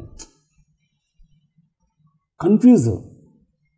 ದೈವ ಇದೆ, ಸತ್ಯ ಇದೆ, ಎಲ್ಲ ಕಡೆ ಇದೆ, ಭಗವಂತ ಸರ್ವಾಂತರ್ಯಾಮಿ, ಮತ್ತು ಇಷ್ಟು ಅನ್ಯ ಮಾರ್ಗಗಳು ಯಾಕಿದ್ದಾವೆ ನನಗೆ ಪ್ರಶ್ನೆ. ಇದರಲ್ಲಿ ಇದ್ದರೆ ಅದು ಯಾಕಾಯಿತು ಮತ್ತೆ. ಓಕೆ. ಇದು ನನ್ನಲ್ಲಿ ತುಂಬ ಗೊಂದಲ ಮಾಡ್ತು. ಆಮೇಲೆ ನಮ್ಮ ಕುಟುಂಬದಲ್ಲಿ ನಾನು ಕಲಿತೆ ಎಲ್ಲರಿಗೆ ಅವ್ರಿಗೆ ಖುಷಿ ಮಾಡುವಂಥದ್ದು. ನನಗೆ ಒಂದೇ ಗೊತ್ತು, ಇವತ್ತವರೆಗೆ ನನಗೆ ಯಾವುದೂ ಹ್ಯಾಬಿಟ್ ಇಲ್ಲ. ಎಲ್ಲರಿಗೂ ಖುಷಿ ಮಾಡುವಂಥದ್ದೇ ನನ್ನ ಹ್ಯಾಬಿಟ್. ಅದು ನಾನು ಎಲ್ಲೇ ಇರಲಿ, ಒಂದು ಸ್ಟೇಷನ್ನಾಗಿದ್ದರೆ, ಒಂದು ರೈಲ್ನಾಗಿದ್ದರೆ, ಬಸ್ನಾಗಿದ್ದರೆ, ಬೇರೆ ಊರಿನಾಗಿದ್ದರೆ, ನಾನು ಎಲ್ಲಿರ್ತೀನಿ ಅವರೇ ನನ್ನ ದೇವರುಗಳು, ಅವರೇ ನನ್ನ ಕುಟುಂಬ. ಅವರಿಗೆ ನಾನು ಖುಷಿ ಮಾಡಬೇಕು. ಒಳ್ಳೆ ಮಾತುಗಳಾದರೂ ನನ್ನ ಹತ್ರ ಏನಿದ್ರೆ ಖುಷಿ ಆದರೆ ಅವ್ರಿಗೆ ಎಂಕರೇಜ್ ಮಾಡಬೇಕು. ಸೊ ಈ ಥರ ಇರಬೇಕಾದ್ರೆ ಎಲ್ಲಿ ಎಲ್ಲಿ ಎಲ್ಲಿ ಭಗವಂತ ವಾಪಸ್ ಬಂದೆ ನಾನು ಸಾರಿಲ್ಲ. ಆವಾಗ ನಾನು ಏನು ಮಾಡಿದೆ, ನೋಡ್ತಾ ಇದ್ದೆ ಎಲ್ಲಿದೆ ಭಗವಂತ, ಎಲ್ಲಿ ಭಗವಂತ. ಅಮ್ಮ ಭಗವಾನ್ರಂತ ಅವರು. ಮತ್ತು ಆಗಿನ ಕಾಲಕ್ಕೆ ಶ್ರೀಕೃಷ್ಣ ಪರಮಾತ್ಮ ದೇವರಂದ್ರೆ ಕೂಡ ಯಾರು ನಂಬಿಲ್ಲ ಅಂತ. ಹೋಗೋಣ ಅಂತ ಅಲ್ಲಿ ಹೋಗೋದಾಯಿತು. ಅಲ್ಲಿ ಹೋಗ್ಬಿಟ್ಟು ಮಹಾದೀಕ್ಷೆ ಅಂತ ದುಡ್ಡು ಕಟ್ಟಿ ನನ್ನ ತಟ್ಟೆ ನಾನೇ ತೊಳ್ಕೊಂಡು, ಅವರು 10 ದಿವಸ ವಿತೌಟ್ ಸಪೋರ್ಟ್ ಒಂದು ಕಡೆ ಕೂತ್ಕೊಂಡು ದೀಕ್ಷೆ ಮಾಡ್ಕೊತ. ಇವರೆಲ್ಲ ನೀವು ಪತ್ರಿಷಿನ ಭೇಟಿ ಆದಮೇಲೆ ಇವ್ರನ್ನೆಲ್ಲ ಭೇಟಿ ಆಗಿದ್ರು ಮತ್ತೆ ಈ ಗುರುಗಳನ್ನೆಲ್ಲ? ಹೌದು. ನಾನು ಹೇಳ್ತೀನಲ್ಲ, ನನಗೆ ಸತ್ಯ ಬೇಕು ನನಗೆ. ಓಕೆ. ಎಲ್ಲಿದೆ ಆ ಸತ್ಯ ಅಂತ ಹೇಳಿಬಿಟ್ಟು ನಾನು, ಅಂದರೆ ಯಾಕಂದರೆ ಇಲ್ಲಿ ನಮಗೆ ಟ್ಯೂನಪ್ ಮಾಡಿದ್ದಾರೆ. ಮಾಂಸ ತಿನ್ನು ಬಲ ಬರ್ತದೆ, ಮಂತ್ರ ಹೇಳು ಕಲಿಯುಗದಲ್ಲಿ ನಾಮಸ್ಮರಣೆ ಶ್ರೇಷ್ಠ ಅಂತ. ಹಿಂಗೆ ನಮಗೆ ಇಲ್ಲಿ ತರಗಳಿಂದ ಬಂದುಬಿಟ್ಟಿದೆ, ನಮಗೆ ಅದು ಒಳಗೆ ಇಳಿದ್ಬಿಟ್ಟಿದೆ. ಮತ್ತು ಈ ಥರ ನಾವು ಅಮ್ಮ ಭಗವಂತ ದೇವರು ಅಂತ ಹೇಳಿ ಅಲ್ಲಿ ಹೋಗಿ 1-2 ಸಾರಿ ಹೋಗ್ಬಿಟ್ಟು ನೋಡಿ, ಅವ್ರಿಗೆ ದರ್ಶನ ನೋಡಿದ್ದು ರಿಸರ್ಚ್ ಮೈಂಡು, ಶರಣಾಗತಿ ಅಲ್ಲ. ನಾನು ಶರಣಾಗತಿ ಆಗಲ್ಲ. 10 ಸಾರಿಗೆ ನೋಡಿ ನಾನು ವಾಪಸ್ ಬಂದಿದ್ದೀನಿ. ನಾನು ಯಾವಾಗ ಶರಣಾಗತಿ, ನನ್ನ ಡೋರ್ ಯಾವಾಗ ಓಪನ್ ಆಗ್ತದೆ ಅಂದರೆ ಅಲ್ಲಿ ಸತ್ಯ ಇದ್ದರೆ ನಾನು ಅಲ್ಲಿ ಶರಣಾಗತಿ, ಇನ್ನು ಮತ್ತೆ ವಾಪಸ್ ಬರೋದಿಲ್ಲ ನಾನು. ಅದಕ್ಕೆ ನಾನು ಎಲ್ಲಿ ಸಲೆಂಡ್ರ್ ಇಲ್ಲ. ಅಲ್ಲಿ ಅವ್ರಿಗೆ ನೋಡಿದೆ ನಾನು, ಓಹೋ ಎಲ್ಲರೂ ನೋಡ್ತಾ ಇದ್ದಾರೆ, ಮುಗಿತಿದ್ದಾರೆ, ಕಾಲು ಮುಗಿತಿದ್ದಾರೆ, ಬೀಳ್ತಿದ್ದಾರೆ. ಸುಮ್ಮನೆ ನ್ಯೂಟ್ರಲ್ ಮಹಾದೀಕ್ಷೆ ತೊಗೊಂಡಿವಿ. 11ನೇ ದಿವಸಕ್ಕೆ ಅಲ್ಲಿ ಇರುವಂಥ ಎಲ್ಲ ಆಚಾರ್ಯರುಗಳು ಹೋಗಬೇಕಾದ್ರೆ ಅವರು ನನಗೇನು ಅರ್ಥ ಆಗಿಲ್ಲ, ನನಗೇನು ಗೊತ್ತಾಗಿಲ್ಲ. ಸುಮ್ಮನೆ ಆ ವಾರ ಕಳೆದಿದ್ದೀನಿ ನಾನು. 5,000 ರೂಪಾಯಿ ಕಟ್ಟಿದ್ದೀನಿ, ಅಷ್ಟೇ ಗೊತ್ತು. ಓಕೆ. ಸೊ 5,000 ಫೀಸ್ ಕಟ್ಟಿದ್ದೀರಾ? ಹೌದು, 5,000. ಹೌದು, ಫ್ರೀ ಇಲ್ಲ. ಶಾಕ್ ಆಯಿತು. ಸತ್ಯ ತಿಳ್ಕೊಬೇಕಂದ್ರೆ ದುಡ್ಡು ಬೇಕಾ, ದೇವ್ರು ನೋಡಬೇಕಂದ್ರೆ ದುಡ್ಡು ಬೇಕಾ. ನನಗೆ ಅಲ್ಲಿ ಇನ್ನು ಮುಂದೆ ದುಡ್ಡು ಕೊಟ್ಟು ನಾನು ಎಲ್ಲಿ ಹೋಗಬಾರ್ದು ನಿರ್ಣಯ ತೊಗೊಂಡೆ. Okay, this is for wrong way ಅಂತ ಹೇಳಿ ನಾನು ಅಲ್ಲಿಂದ ವಾಪಸ್ ಬಂದ್ಬಿಟ್ಟೆ. ಇನ್ನು ಅವ್ರದ್ದೆಲ್ಲ ಇನ್ನೂ ಇದಾಗಿದ್ದಿಲ್ಲ, ಆ ರೆವಲ್ಯೂಷನ್ ಏನು ಬಂದಿದ್ದಿಲ್ಲ. ಅಂದರೆ ಇದು ಸರಿಗಿಲ್ಲ, ಇವರು ಫ್ರಾಡ್ ಮಾಡ್ತಾರೆ ಅಂತ ಇನ್ನೂ ಬಂದಿದ್ದೆ. ಅವಾಗೇ ನಾನು ಹೊರಗೆ ಬಂದುಬಿಟ್ಟೆ ನಾನು. Okay okay. ಬಂದು ಇನ್ನು ಏನು ಮಾಡೋಣ, ಎಲ್ಲಿಗೆ ಹೋಗೋಣ, ಹಿಂಗೆ ಅನ್ವೇಷಣೆ ಇದ್ಮೇಲೆ ನಮ್ಮದು ರೆಡಿಮೇಡ್ ವ್ಯಾಪಾರ. ಕಲ್ಕತ್ತೆಗೆ ನಾನು ಸೋನಿ ಸಾರಿಗೆ ಹೋಗ್ತೀನಿ 100 ಟೈಮ್ಸ್. ಅಲ್ಲಿ ನಮ್ಮ ಒಂದು ಫ್ರೆಂಡ್ ಒಬ್ಬರು ನನಗೆ ಪರಿಚಯ ಆಗಿರ್ತಾರೆ ವ್ಯಾಪಾರದಲ್ಲಿ. ಅವ್ರಿಗೆ ಭುಕ್ತಿ ಮಾರ್ಗ ತೋರಿಸ್ತೀನಿ, ಮಲ್ಲಿಕಾರ್ಜುನ್ ಸರ್ ಅಂತೇಳಿ. ಅವರಿಗೆ ನಾನು 2 ವರ್ಷ ಧ್ಯಾನ ಹಿಡಿರ್ತೀನಿ, 2 ವರ್ಷ. ಸೊ ಆ ವ್ಯಕ್ತಿ ನಾನು ಹಿಂಗೆ ವ್ಯಾಪಾರದಲ್ಲಿ ಬರ್ತಾ ಕಾಶಿಗೆ ಹೋಗ್ತೀವಿ. ಕಾಶಿ ಗಂಗಾ ನದಿಯಲ್ಲಿ ಪಂಡ್ರಾಪುರದ ಸಂತ ತುಕಾರಾಮ್ ಅವರ ವಂಶಸ್ಥರು ನಮಗೆ ಅಲ್ಲಿ ದೀಕ್ಷೆ ಕೊಡ್ತಾರೆ ಗಂಗಾ ನದಿಗೆ, ಕಾಶಿಯಲ್ಲಿ. ಏಕಾದಶಿ ದಿನ ಸೋಮವಾರ 3ನೇ ತಾರೀಕು 3 ಫ್ರೆಂಡ್ಸಿಗೆ ಅವರು ಗಂಗಾ ನದಿಯ ಅವರು ಒಡ್ಡಿಗೆ ನಮಗೆ ದೀಕ್ಷೆ ಕೊಡ್ತಾರೆ. ಅವರೆಲ್ಲ ತುಕಾರಾಮ್ ಫ್ಯಾಮಿಲಿ? ಹೌದು, ಅವರು ವಂಶಸ್ಥರು. ಅಂದರೆ ರಕ್ತ ಸಂಬಂಧ ವಂಶಸ್ಥರಲ್ಲ. ರಕ್ತ ಸಂಬಂಧ ವಂಶಸ್ಥರು ರೋಟಿ ಕಪಡ ಮಕಾನ್, ಅವ್ರ ಪ್ರಪಂಚ ಬೇರೆ. ಓಕೆ. ಶಿಷ್ಯ ಪರಂಪರೆ. ಓಕೆ. ಅದು 8ನೇ ತಲೆಮಾರು ಅವರು, ಗೋಪಾಲ್ ಮಹಾರಾಜ್ ಅಂತ. ಅವರು ನಮಗೆ ದೀಕ್ಷೆ ಕೊಡ್ತಾರೆ. ಆಮೇಲೆ ನಾನು ಕಾರ್ತಿಕ ಮಾಸ ವರ್ಷಕ್ಕೆ 2 ಸಾರಿ ನಡೀತದೆ, ಆಷಾಢ ಕಾರ್ತಿಕ. ನಾನು ಕಾರ್ತಿಕ ತೊಗೊಂಡಿದ್ದೆ. ವರ್ಷ ಇನ್ನು ನಾನು ಕಾರ್ತಿಕಕ್ಕೆ ಪಂಡ್ರಾಪುರಕ್ಕೆ ಹೋಗ್ತಿದ್ದೆ. ಇನ್ನು ಫುಲ್ಲು ಡೀಪು. ನಾನು ಹೇಳಿದೆಲ್ಲ ನನ್ನ ಸ್ಥಿತಿ, ನನಗೆ ಯಾವುದನ್ನು ಕೊಟ್ಟರೆ ನಾನು ಅದರ ಒಳಗೆ ಹೋಗ್ಬಿಡ್ತೀನಿ. ನಾನು ಅಂದರೆ ಯಾವ ಥರ ಇತ್ತು ಸರ್ ದೀಕ್ಷೆ? ಅಂದರೆ ಏನಾದರೂ ಮಂತ್ರ ಜಪ ಆಯ್ತು? ಮಂತ್ರ ಓಕೆ, ಮಂತ್ರ ಜಪ. ರಾಮಕೃಷ್ಣ ಹರೇ ಅಂತ ಅವರು ಮಂತ್ರ ಜಪ ಮಾಡ್ತಾರೆ. ದಿನ ನಾನು ದೇವಸ್ಥಾನಕ್ಕೆ ಹೋಗೋದು, ನಮ್ಮ ಊರಲ್ಲಿ ಇಲ್ಲಿ ಕೇಶವಸ್ವಾಮಿ ದೇವಸ್ಥಾನ, ಅಲ್ಲಿ ಹೋಗಿ ದಿನಕ್ಕೆ ಭಜನೆ ಹೋಗೋದು. ಅವರೆಲ್ಲ ವಾರಕ್ಕೆ ಒಂದು ಸಲ 2 ದಿನ ಅಂದರೆ ನಾನು ಡೈಲಿ ಭಜನೆ ಹೋಗೋದು. Full deep. 9:30ಗೆ ಹೈದರಾಬಾದ್ ಬಸ್ ಇದೆ ನನಗೆ. 9 ಗಂಟೆ ಇನ್ನೂ ಭಜನೆ ಮಾಡ್ತಾಯಿದ್ದೀನಿ ನಾನು. ಬಂದು ನಮ್ಮ ತಮ್ಮಂದರು ಬೈದರು ನನಗೆ, ನೀನು ಹಿಂಗೆ ಹೋಗಬೇಕು, ಇಲ್ಲಿನ ಊಟ ಮಾಡಿಲ್ಲ, ಹೆಂಗಣ ಇದು ಅಂತ. ಆಮೇಲೆ ಊರಿಗೆ ಹೋಗಿ ವಾಪಸ್ ಬಂದೆ. ಅದು ನಾದಬ್ರಹ್ಮ. ಆ ಸಂತಗಳೆಲ್ಲ ಅವರು ಧ್ಯಾನನೇ ಮಾಡಿದ್ದಾರೆ. ಆವಾಗ ಏಕಚಿತ್ತದಿಂದ ಅವರು ಧ್ಯಾನ ಮಾಡ್ತಾರೆ. ತುಕಾರಾಮ್ ಮಹಾರಾಜ್, ಸಂತ ತುಕಾರಾಮ್ ಮಹಾರಾಜರು ಅವ್ರಿಗೆ ಎಷ್ಟೋ ಅವಮಾನ ಆಗ್ತಾರೆ, ಅವ್ರಿಗೆ ಬಹಿಷ್ಕಾರ ಮಾಡ್ತಾರೆ. ಅವರು ಬೆಟ್ಟದಲ್ಲಿ ಸೇರ್ಕೊತಾರೆ, ದೇವೋ ಎನ್ನುವ ಗಾವಲ್ಲಿ ಊರಲ್ಲಿ. ಅವರು ಅಲ್ಲಿ ಧ್ಯಾನ ಮಾಡ್ತಾರೆ 3 ದಿವಸ 4 ದಿವಸ. ಉಸಿರೇ ನನಗೆ ಪಾಂಡುರಂಗ ಆಗಿದೆ ಅಂತ ಅವರು ಹೇಳ್ತಾರೆ. ಆಮೇಲೆ ಅವರು ಎಷ್ಟು 32,000 ಅಭಂಗಗಳು ಬರೀತಾರೆ ಅವರು ಎಂಟಿನೆಸ್ನಲ್ಲಿ. ಸೊ ಈ ಒಂದು ನಾದ ಬ್ರಹ್ಮದಲ್ಲಿ ನಾನು ಮುಳುಗೋಗ್ಬಿಟ್ಟೆ. ಎಷ್ಟು ಮುಳುಗೋಗ್ಬಿಟ್ಟೆ ಅಂದರೆ ನನಗೆ ವೈರಾಗ್ಯ ಬಂದುಬಿಡ್ತು. ಅಲ್ಲಿ ನನಗೆ ಎಲ್ಲೋ ಒಂದು ಕಡೆ ಹೊಡಿತಾ ಇದೆ, ಆ ವೈರಾಗ್ಯ ನನ್ನನ್ನು ಹೊಡಿತಾ ಇದೆ. ಅಂದರೆ ಒಂದು ಮೆಸೇಜ್ ಕೊಡ್ತಾ ಇದೆ ಎಲ್ಲೋ ಒಂದು ಕಡೆ. ಅದು ಇನ್ನು ಹೋಗ್ತಾ ಇದೆ, ಇನ್ನು ಭಜನೆ ಅವು ಇವು ಮಾಡ್ತಾ ಇನ್ನು ಡೀಪ್ ಹೋಗ್ತಾ ಇದ್ದೆ. ಇನ್ನೂ ಹೋಗ್ಬಿಡ್ತೀನಿ ನಾನು. ಅಂಥ ಸಮಯದಲ್ಲಿ ನನ್ನ ಬದುಕೆ ಉಸಿರು, ಮೊದಲನೇ ಉಸಿರಿಂದ ಕೊನೆಯ ಉಸಿರುವರೆಗೂ ನನ್ನ ಗೋಲ್ಡನ್ ಡೇಸ್ ಯಾವುದನ್ನ ಇದೆ ಅಂದರೆ ಅಲ್ಲಿ ಸ್ಟಾರ್ಟ್ ಆಯಿತು. 2007, 8, 9 ಈ 2 ವರ್ಷ ನನಗೆ ಗುರು ನನ್ನ ದೇಹದಲ್ಲಿ ಸೇರ್ಕೊಂಡ್ಬಿಟ್ಟು ಸತ್ಯ ತೋರ್ಸೋಕ್ಕೋಸ್ಕರ. ಸೊ ನನಗೆ ಎಂಥ ಪ್ರಾಬ್ಲಮ್ ಬಂದುಬಿಡ್ತು ಅಂದರೆ, ಒಂದು ಮಂಚ ತಂದು ಆಗಿಬಿಟ್ಟಿದೆ, ಗೋದ್ರೇಜ್ ಮಂಚ. ಗ್ಲಾಸ್ ಇಟ್ಕೊಳ್ಳೋಕೆ ಬರಲ್ಲ. ಬಾತ್ರೂಮ್ಗೆ ಹೋಗ್ಬೇಕಂದ್ರೆ ಇಬ್ಬರು ಬೇಕು ನನಗೆ, ಒಂದು ಕಡೆ ಹೆಂಡ್ತಿ, ಒಂದು ಕಡೆ ತಮ್ಮ. ನಮ್ಮ ಮನೇಲಿ ಒಂದು 5 ಇಂಚು ಮೆಟ್ಲಿತ್ತು. ಆ ಮೆಟ್ಲು ಏರೋಕ್ಕೆ ನನಗೆ ಆಗಲ್ಲ, ಅಳ್ತಾ ಇದ್ದೆ. ಇಳಿಬೇಕಂದ್ರೆ ಆಗ್ತಾಯಿಲ್ಲ, ಅಳ್ತಾ ಇದ್ದೆ. ಇನ್ನು ಒಂದು ಸ್ವಾಭಿಮಾನ ಅಂತೇಳಿ ನಾನು ಬಾತ್ರೂಮ್ಗೆ ಕರ್ಕೊಂಡಿಲ್ಲ, ಲೆಟ್ರಿನ್ಗೆ ಕರ್ಕೊಂಡಿಲ್ಲ, ಅಲ್ಲಿಗೂ ನಾನು ಸೇವೆ ಮಾಡಿಸ್ಬೇಕು. ಇಂಥ ಒಂದು ಪರಿಸ್ಥಿತಿ ನನಗೆ ಇಳಿದ್ಬಿಡುತ್ತೆ. ಸೊ ಏನಾಗಿತ್ತು ಆ ಟೈಮಲ್ಲಿ ನಿಮಗೆ ಹೆಲ್ತ್ ಇಶ್ಯೂಸ್ ಅಂದರೆ? ಏನು ಗೊತ್ತೇ ಇಲ್ಲ. ಕಂಪ್ಲೀಟ್ ತಲೆ ಕೂದಲಿಂದ ಹಿಡಿದು ಕಾಲಿನ ಉಗುರುವರೆಗೂ, ಮೂತ್ರ ಮಾಡೋ ಜಾಗ ಕೂಡ ಪೇನು, ಮಲಮೂತ್ರ ವಿಸರ್ಜನೆ ಮಾಡೋ ಜಾಗ ಕೂಡ ಪೇನ್. ಸೊ ಇಂಥ ಪೇನ್ ನನಗೆ ಎಲ್ಲ ಹಾರ್ತು. ಕೆಳಗೆ ನೀವು ಕೂತ್ಕೊಂಡ್ರೆ ₹1,00,00,000 ಕೊಡ್ತೀನಿ ಅಂದರೆ ನನಗೆ ಕೆಳಗೆ ಕೂತ್ಕೊಳ್ಳೋಕ್ಕಾಗಲ್ಲ. ಕೆಳಗೆ ಕೂತ್ಕೊಳ್ಳೋಕೆ ನನಗೆ ₹1,00,00,000 ಕೊಡ್ತೀನಪ್ಪ, ಕೂತ್ಕೊಳ್ಳೋಕ್ಕಾಗಲ್ಲ ಅಂಥ ಪರಿಸ್ಥಿತಿ.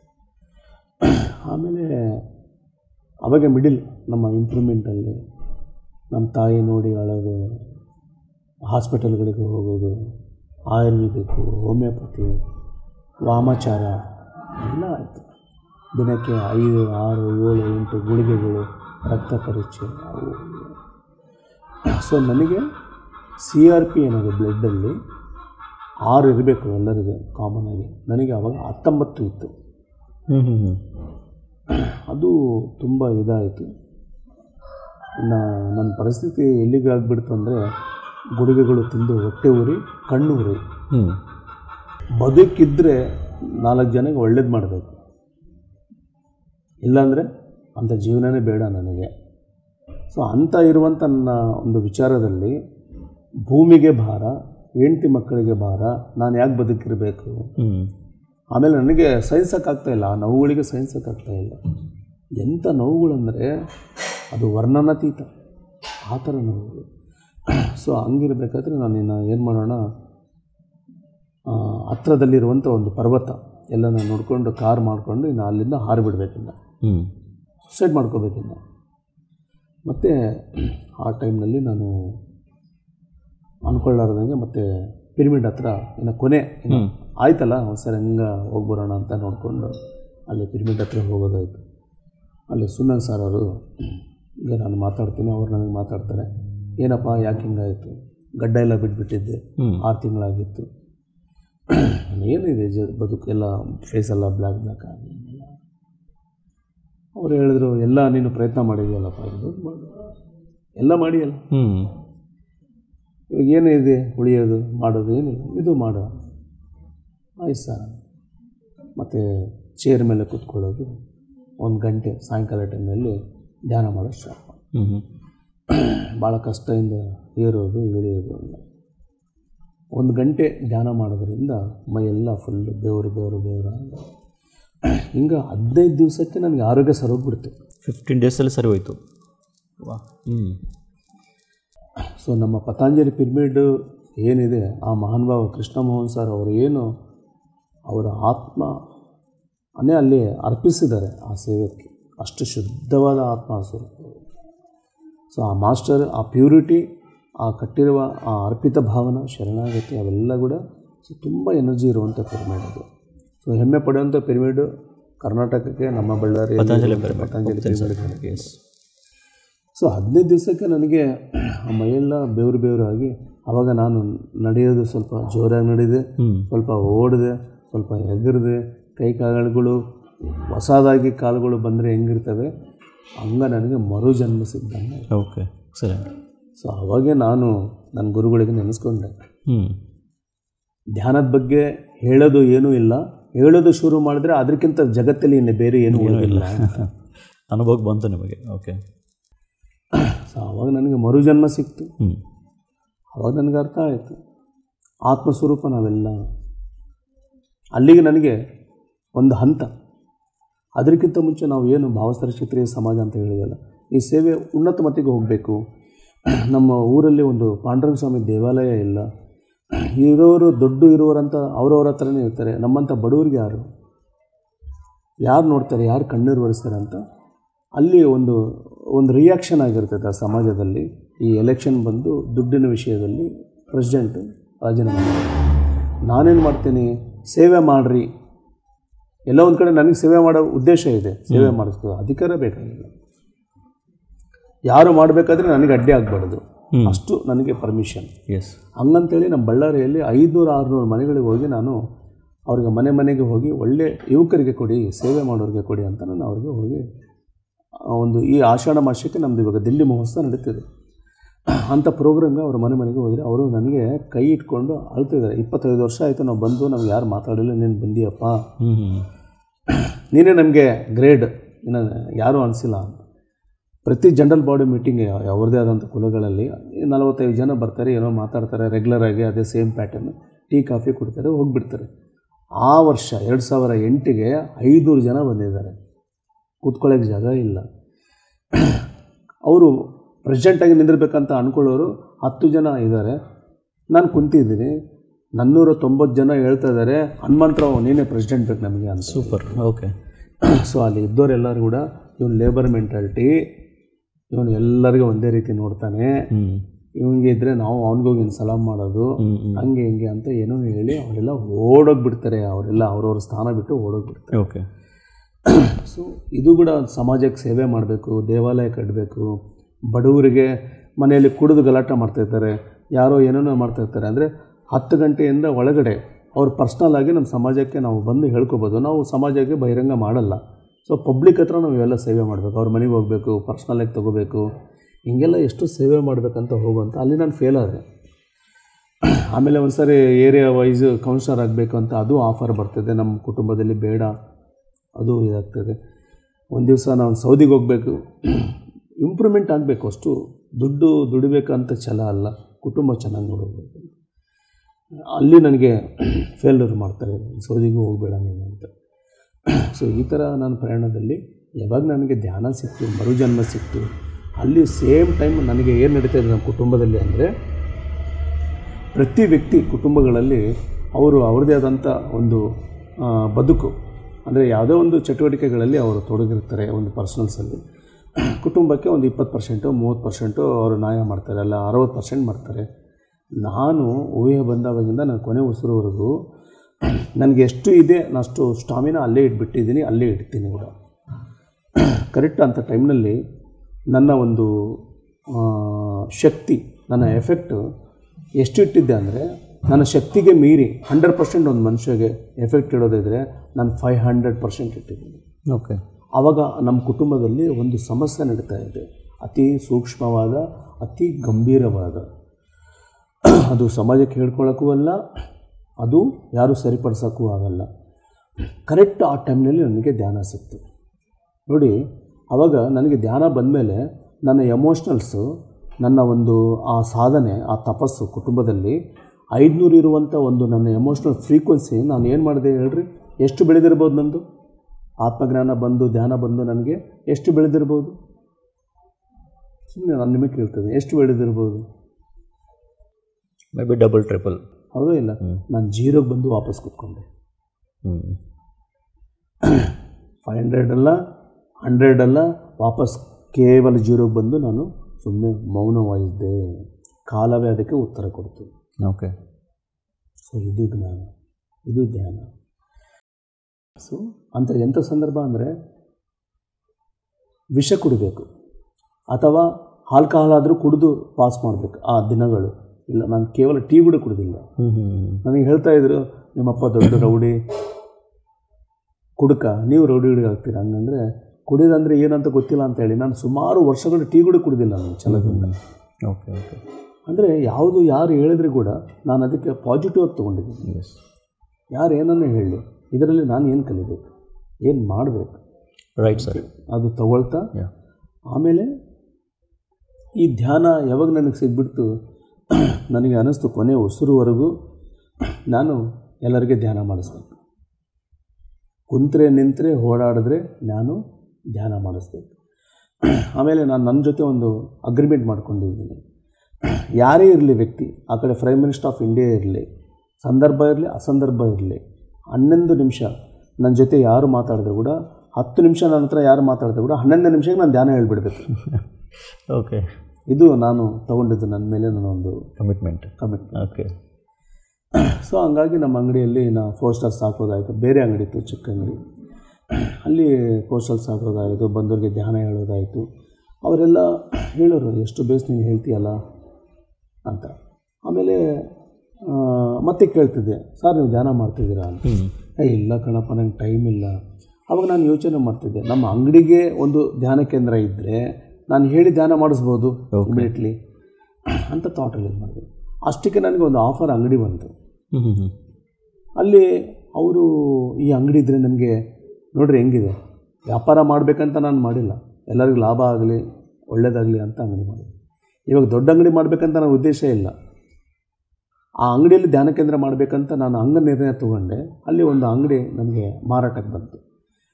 ಅಲ್ಲಿ ಏಕಾಏಕಿ ಹೋಗ್ತೀವಿ, ಮಾತಾಡ್ತೀವಿ. ಅವರು ಸ್ವಲ್ಪ ಮುಸ್ಲಿಮ್ಸು, ದೊಡ್ಡ ಫ್ಯಾಮ್ಲಿ, ಎಲ್ಲೆಲ್ಲೋ ಇರ್ತಾರೆ, ಸೌದಿಗೆ ಇರ್ತಾರೆ, ಬೆಂಗಳೂರಿಗೆ ಇರ್ತಾರೆ. ಹಂಗಾಗ್ಬಿಟ್ಟು ನಾವು ಹೇಳೋ ರೇಟಿಗೆ ಅವ್ರ ರೇಟ್ ನಮಗೆ ಆಗಿಲ್ಲ. ಆಮೇಲೆ ಒಂದು ವಾರ ಬಿಟ್ಟು 10 ದಿವಸ ಬಿಟ್ಟು ನಾವು ಮತ್ತೆ ಕೇಳಿದ್ವಿ, ಏನು ಸ್ವಾಮಿ ಹೆಂಗಂದ್ರೆ, ಇಲ್ಲ ಇವಾಗ ನಾವು ಡ್ರಾಪ್ ಆಗಿವಿ ಮಾರೋದು. ಆಯಿತು. ನಮ್ಮ ಅಂಗಡಿಯಿಂದ ಪಿರಮಿಡ್ಗೆ ದಿನ ಹೋಗಿ ಸಾಧನೆ ಮಾಡಿ ಬರೋವರೆಗೆ ನಾನು ಅಂಗಡಿ ದಿನ ನೋಡ್ತಿದ್ದೆ. ಅದು ಅರೆ ಈ ಅಂಗಡಿ ಇದ್ದರೆ ಧ್ಯಾನ ಚೆನ್ನಾಗಿರ್ತೈತೆ, ಈ ಅಂಗಡಿ ಇದ್ದರೆ ಧ್ಯಾನ ಚೆನ್ನಾಗಿರ್ತೈತೆ ಅಂತ. ಆವಾಗ ಮತ್ತೆ ಅವರು 6 ತಿಂಗಳಾದಮೇಲೆ ಕರೆ ಕಳಿಸಿದ್ರು. ಆವಾಗ ನಾನು ನೇರವಾಗಿ ಹೋಗಿ ಹಿಂಗೆ ಮೀಟಿಂಗ್ನಲ್ಲಿ ಅವ್ರು ಕರೆದಿದ್ದೆ ನನಗೆ ಖುಷಿ ಆಗಿಬಿಡ್ತು. ಧ್ಯಾನ ಮಾಡ್ಬೋದಲ್ಲ, ಧ್ಯಾನ ಮಾಡಿಸ್ಬೋದು. 2 ನಿಮಿಷದಲ್ಲಿ ನಾನು ಫಿನಿಷ್ ಮಾಡಿದೆ ಆ ಬಿಸ್ನೆಸ್ ಡೇಲಿ. ಆಯಿತು, ಅವರು ಕೂಡ ಖುಷಿ ಆದರು. ಯಾಕಂದರೆ ನಾನು ಅಲ್ಲಿ ಕಾಂಪ್ರಮೈಸ್ ಆಗಿಲ್ಲ, ನನಗೆ ಇಲ್ಲಿ ಮಾಡಿಸ್ಲೇಬೇಕು ಧ್ಯಾನ. ಸ್ವಲ್ಪ ಜಾಸ್ತಿ ಆದರೂ ಪರವಾಗಿಲ್ಲ ಅಂತ ಕಾಂಪ್ರಮೈಸ್ ಆಗಿದೆ. ಓಕೆ. ಆಮೇಲೆ ಅವರು ಮಾತಾಡಿದ್ರು, ರೈಟು, ನಾನು ಮಾತಾಡ್ಕೊತೀವಿ ಬ್ರದರ್ಸು, ನೀನು 1-2 ನಿಮಿಷ ಹೊರಗಡೆ ಇರೋ ಅಂತ. ನಾನು ಹೊರಗಡೆ ಬಂದೆ ಆಫೀಸಿಂದ ಮೇಲೆ. ಅಲ್ಲಿ ಒಂದು ವ್ಯಕ್ತಿ ಬಂದು ನನಗೆ ಏನು ಹೇಳ್ತಾನಂದರೆ, ನೀನು ಭಾಳ ಬಡವ ಅಂತ, ಫುಟ್ಪಾತ್ನಲ್ಲಿ ಎಷ್ಟೋ ವರ್ಷಗಳು ಕಷ್ಟಪಟ್ಟು ಬಂದಿದ್ದೀಯ, ಇವರೆಲ್ಲ ಭಾಳ ಚೆನ್ನಾಗಿಲ್ಲ, 500 ರೂಪಾಯಿ ಕೊಟ್ಟರೆ ಚಪ್ಪಲಿಗಳು ಹರಿದೋಗ್ತವೆ, ಈ ಥರ ಇದೆ, ನೀನು ಜೋಪಾನವಾಗಿ ಹುಷಾರಾಗಿ ಡೀಲ್ ಮಾಡಿ ಇವ್ರ ಹತ್ರ ಓಕೆ ಅಂತ ಅಲ್ಲಿ ಕೆಲಸ ಮಾಡೋರೇ ನನಗೆ ಹೇಳ್ತಾರೆ. ಆಯಿತು ಅಂತ ಹೇಳಿ ನಾನು, ಅವರು ಓಕೆ 40% ಅಗ್ರಿಮೆಂಟ್ಗೆ ಕೊಡಬೇಕಂತ ಅಂದರು. ಹ್ಞೂ ಅಂದೆ. ನಾನು ಬಂದುಬಿಟ್ಟೆ. ಬಂದು ನೆಕ್ಸ್ಟ್ ದಿನ ಇಲ್ಲಿ ನಮ್ಮ ತಾಯಿಗೆ ಆರಾಮಿಲ್ಲ, ಫುಲ್ಲು ಅವ್ರಿಗೆ ಭಯ, ಕಿರ್ಚೋದು ಯಾವಾಗ ಬೇಕಾವಾಗ, ಏನೇನೋ ಮಾಡೋದು, ಹೆಂಗೆಂಗೋ ಮಾಡೋದು. ಅವ್ರು ನನಗೆಲ್ಲೋ ಹೋಗಿ ಸ್ವಾಮಿ ಹತ್ರ ತೊಗೊಂಡು ಬಾ, ಇದು ತೊಗೊಂಡು ಬಾ, ಇಲ್ಲಿ ನಾನು ಇವ್ರಿಗೆ ಮಾತು ಕೊಡಬೇಕು, ಅಗ್ರಿಮೆಂಟ್ ಮಾಡೋಕ್ಕೆ ಟೋಕನ್ ಅಡ್ರೆಸ್ ಕೊಡಬೇಕು. ನನಗೆ ಒಂದು ಕಡೆ ಫೀವರ್ ಆಗಿದೆ ಫುಲ್ಲು. ಆವಾಗ ನಾನು ಹೋಗಿ ಧ್ಯಾನ ಕೂತ್ಕೊಂಡೆ ಪಿರಮಿಡಲ್ಲಿ. ನಾನು ಏನು ಹೇಳ್ತೀನಿ ಅದು ಇವ್ರು ಕೇಳಬೇಕು ಅಂತ ನಾನು ಧ್ಯಾನ ಕೂತ್ಕೊಂಡೆ. ನಮ್ಮ ಫ್ರೆಂಡ್ ಹತ್ರ ಡಿಸ್ಕಷನ್ ಮಾಡಿದೆ. ನಮ್ಮ ಫ್ರೆಂಡ್ ಕೂಡ ಏನು ಹೇಳ್ದ, ನೋಡಪ್ಪ ಮತ್ತು ಹಿಂಗೆ ಅವ್ರು ಹೇಳಿದ್ದಾರೆ, ನೀನು ಏನು ಮಾಡ್ತೀಯ ಗೊತ್ತಿಲ್ಲ, ಒಂದು ತಿಂಗಳಲ್ಲಿ ಡೈರೆಕ್ಟ್ ರಿಜಿಸ್ಟ್ರೇಷನ್ ಮಾಡ್ಕೊಂಡ್ಬಿಡು ಹಂಗಂತೆ ಅವ್ರಿಗೆ ಹೇಳು ಅಂತ. ಅವ್ರಿಗೆ ಹೋಗಿ ನಾವು ಅವ್ರಿಗೆ ಹೇಳಿದರೆ ಅವರು ನಮ್ಮೇಲೆ ನಿನಗೆ ಅನುಮಾನ ಬಂದುಬಿಟ್ಟಿದೆ ಹಂಗೆ ಹಿಂಗೆ ಅಂತ. ನಾನು ಅದಕ್ಕೆ ಇಲ್ಲ, ಏನು ಡಿಸ್ಕಷನ್ನೇ ಇಲ್ಲ. ಯಾಕಂದರೆ ಅವರು ಮತ್ತೆ ಕೊಡಲ್ಲ ಅಂತ ಹೇಳ್ತಾರೆ ಅನ್ನೋದು ಒಂದು ಕಡೆ ಭಯ ನನಗೆ. ಇಲ್ಲ, ನನಗೆ ಅಮೌಂಟ್ ಅರೇಂಜ್ಮೆಂಟ್ ಆಗಿಬಿಟ್ಟಿದೆ, ನಾನು ಡೈರೆಕ್ಟ್ ರಿಜಿಸ್ಟ್ರೇಷನ್ ಮಾಡ್ಕೊಂಡ್ಬಿಡ್ತೀನಿ. ಅವ್ರು ಹಿಂಗೆ ಮಾಡಿ ಸರಿ ಬಿಡಪ್ಪ ಏನು ಮಾಡ್ತೀವಿ ಮಾಡು ಅಂತೇಳಿ ಟೋಕನ್ ಅಡ್ವಾನ್ಸ್ ಕೊಟ್ಟಿವಿ. ಆಮೇಲೆ ಬಂದಮೇಲೆ ನಮ್ಮ ಹತ್ರ ಐಡಿಯಾ ಏನಿತ್ತು, ನಾವು ಲೋನ್ ತಗೊಂಡು ಬಿಲ್ಡಿಂಗ್ ಪರ್ಚೇಸ್ ಮಾಡಬೇಕು. ನಮ್ಮ ಹತ್ರ 25% ಇದೆ, ಇನ್ನು 75% ಅಮೌಂಟ್ ನಾವು ಎಲ್ಲಿಂದ ತರೋದು, ಇದೇ ಇಲ್ಲಿ ಇರೋಂಥ ಟ್ರಸ್ಟ್. ಸೊ ನಾನು ಮತ್ತೆ ಧ್ಯಾನಕ್ಕೆ ಕೂತ್ಕೊಂಡು ನಾನು ದುಡ್ಡಿಗೆ ಎಲ್ಲಿಗೆ ಹೋಗಲಿ ಅಂತ ಹೇಳಿದರೆ, ಒಬ್ಬೊಬ್ಬರು ಫೋಟೋ ಬಂದು ಅವ್ರ ಕೆಳಗಡೆ ಅಮೌಂಟ್ ಬಂದಿದೆ, ಇವ್ರ ಹತ್ರ ಹೋಗಿ ಇಷ್ಟಿಷ್ಟು ಅಮೌಂಟ್ ಇಸ್ಕೋ, ಇವ್ರ ಹತ್ರ ಹೋಗಿ ಇಷ್ಟಿಷ್ಟು ಅಮೌಂಟ್ ಇಸ್ಕೋ, ಇವ್ರ ಹತ್ರ ಹೋಗಿ ಇಷ್ಟಿಷ್ಟು ಅಮೌಂಟ್. ಒಂದು ಕಡೆ ಸೈನ್ ಮಾಡಲಾರ್ದಂಗೆ ಫೋಟೋ ನಿಮಗೆ ಧ್ಯಾನದಲ್ಲಿ ಕ್ಲಿಯರ್ ಕಾಣಿಸ್ತಾರೆ. ಅವರು ಇಂಥವ್ರ ಹತ್ರ ಹೋಗಿ ಇಂಥ ಅಮೌಂಟ್ ಇಸ್ಕೋ ಇಷ್ಟಿಷ್ಟು, ಅವರು ಎಲ್ಲರೂ ಕೂಡ ಅವ್ರವ್ರ ಫೇಸ್ ಕಂಡು ಅವ್ರವ್ರ ಅಮೌಂಟ್ ಎಷ್ಟೆಷ್ಟು ಬಂದಿದೆ ಅಷ್ಟು ಅಮೌಂಟ್ ಅವ್ರು ಅಷ್ಟೆಲ್ಲ ಕೊಟ್ಟಿದ್ದಾರೆ. ಕೊಟ್ಟು ಒಂದು ತಿಂಗಳಲ್ಲಿ ನಾನು ರಿಜಿಸ್ಟ್ರೇಷನ್ ಮಾಡಿ. ಎಕ್ಸಲೆಂಟ್. ಓಕೆ, ಅದು ಕೆಲಸ. ಸೊ ಆ ಥರ ಧ್ಯಾನ ಕೇಂದ್ರ ಸ್ಟಾರ್ಟ್ ಆಯಿತು ನಿಮ್ಮ ಅಲ್ಲಿ ತೊಗೊಂಡಿದ್ದೀವಿ. ದತ್ತ ಶಂಬಲ ಪಿರಮಿಡ್ ಧ್ಯಾನ ಕೇಂದ್ರ ಅಂತ ಹೇಳಿ ಬ್ರಹ್ಮರ್ಷಿ ಪತ್ರಿಜಿ 2014 ಬಂದು ನಮ್ಮ ಅಂಗಡಿಗೆ ಪಾದಾರ್ಪಣೆ ಮಾಡಿ ನಮ್ಮನ್ನು ಧನ್ಯ ಮಾಡಿ ಆಮೇಲೆ ಅಲ್ಲಿ ಪಿರಮಿಡ್ ಓಪನ್ ಮಾಡಿದ್ರು. ಶಿವದಾಸಿ ಯೋಗಿ ಅಂತ ಒಬ್ಬರು ಹಿಮಾಲಯದಿಂದ ಬಂದಿದ್ದರು, ಅವರು ಕೂಡ ಅವಾಗ ಬಂದು ಅವರೇ ಹೆಸರಿಟ್ಟಿದ್ರು ದತ್ತ ಶಂಬಲ ಪಿರಮಿಡ್ ಧ್ಯಾನ ಕೇಂದ್ರ ಅಂತ ಹೇಳಿ. ಎಸ್. ಮತ್ತು ಈ ಪ್ರಯಾಣ ಹಿಂಗೆ ಹೋಗ್ತಾ ಇತ್ತು. ನನಗೆ ಇನ್ನು ಪ್ರಚಾರ ಮಾಡ್ತಾ 2012ಗೆ ನಾವು ಪಿರಮಿಡ್ ಮನೆ ನಿರ್ಮಾಣ ಮಾಡ್ತೀವಿ. 2013 1ನೇ ತಾರೀಕು ಸಾರು ಇಲ್ಲಿ ಮದುವೆಗೆ ಬರ್ತಾರೆ. 2ನೇ ತಾರೀಕು ಬಳ್ಳಾರಿಗೆ ಧ್ಯಾನಮ ಚಕ್ರ ಆದ ನಂತರನೇ ಆವಾಗ ಕರೆಕ್ಟ್ TV9 ಇದು ನಡೀತಾ ಇರ್ತದೆ.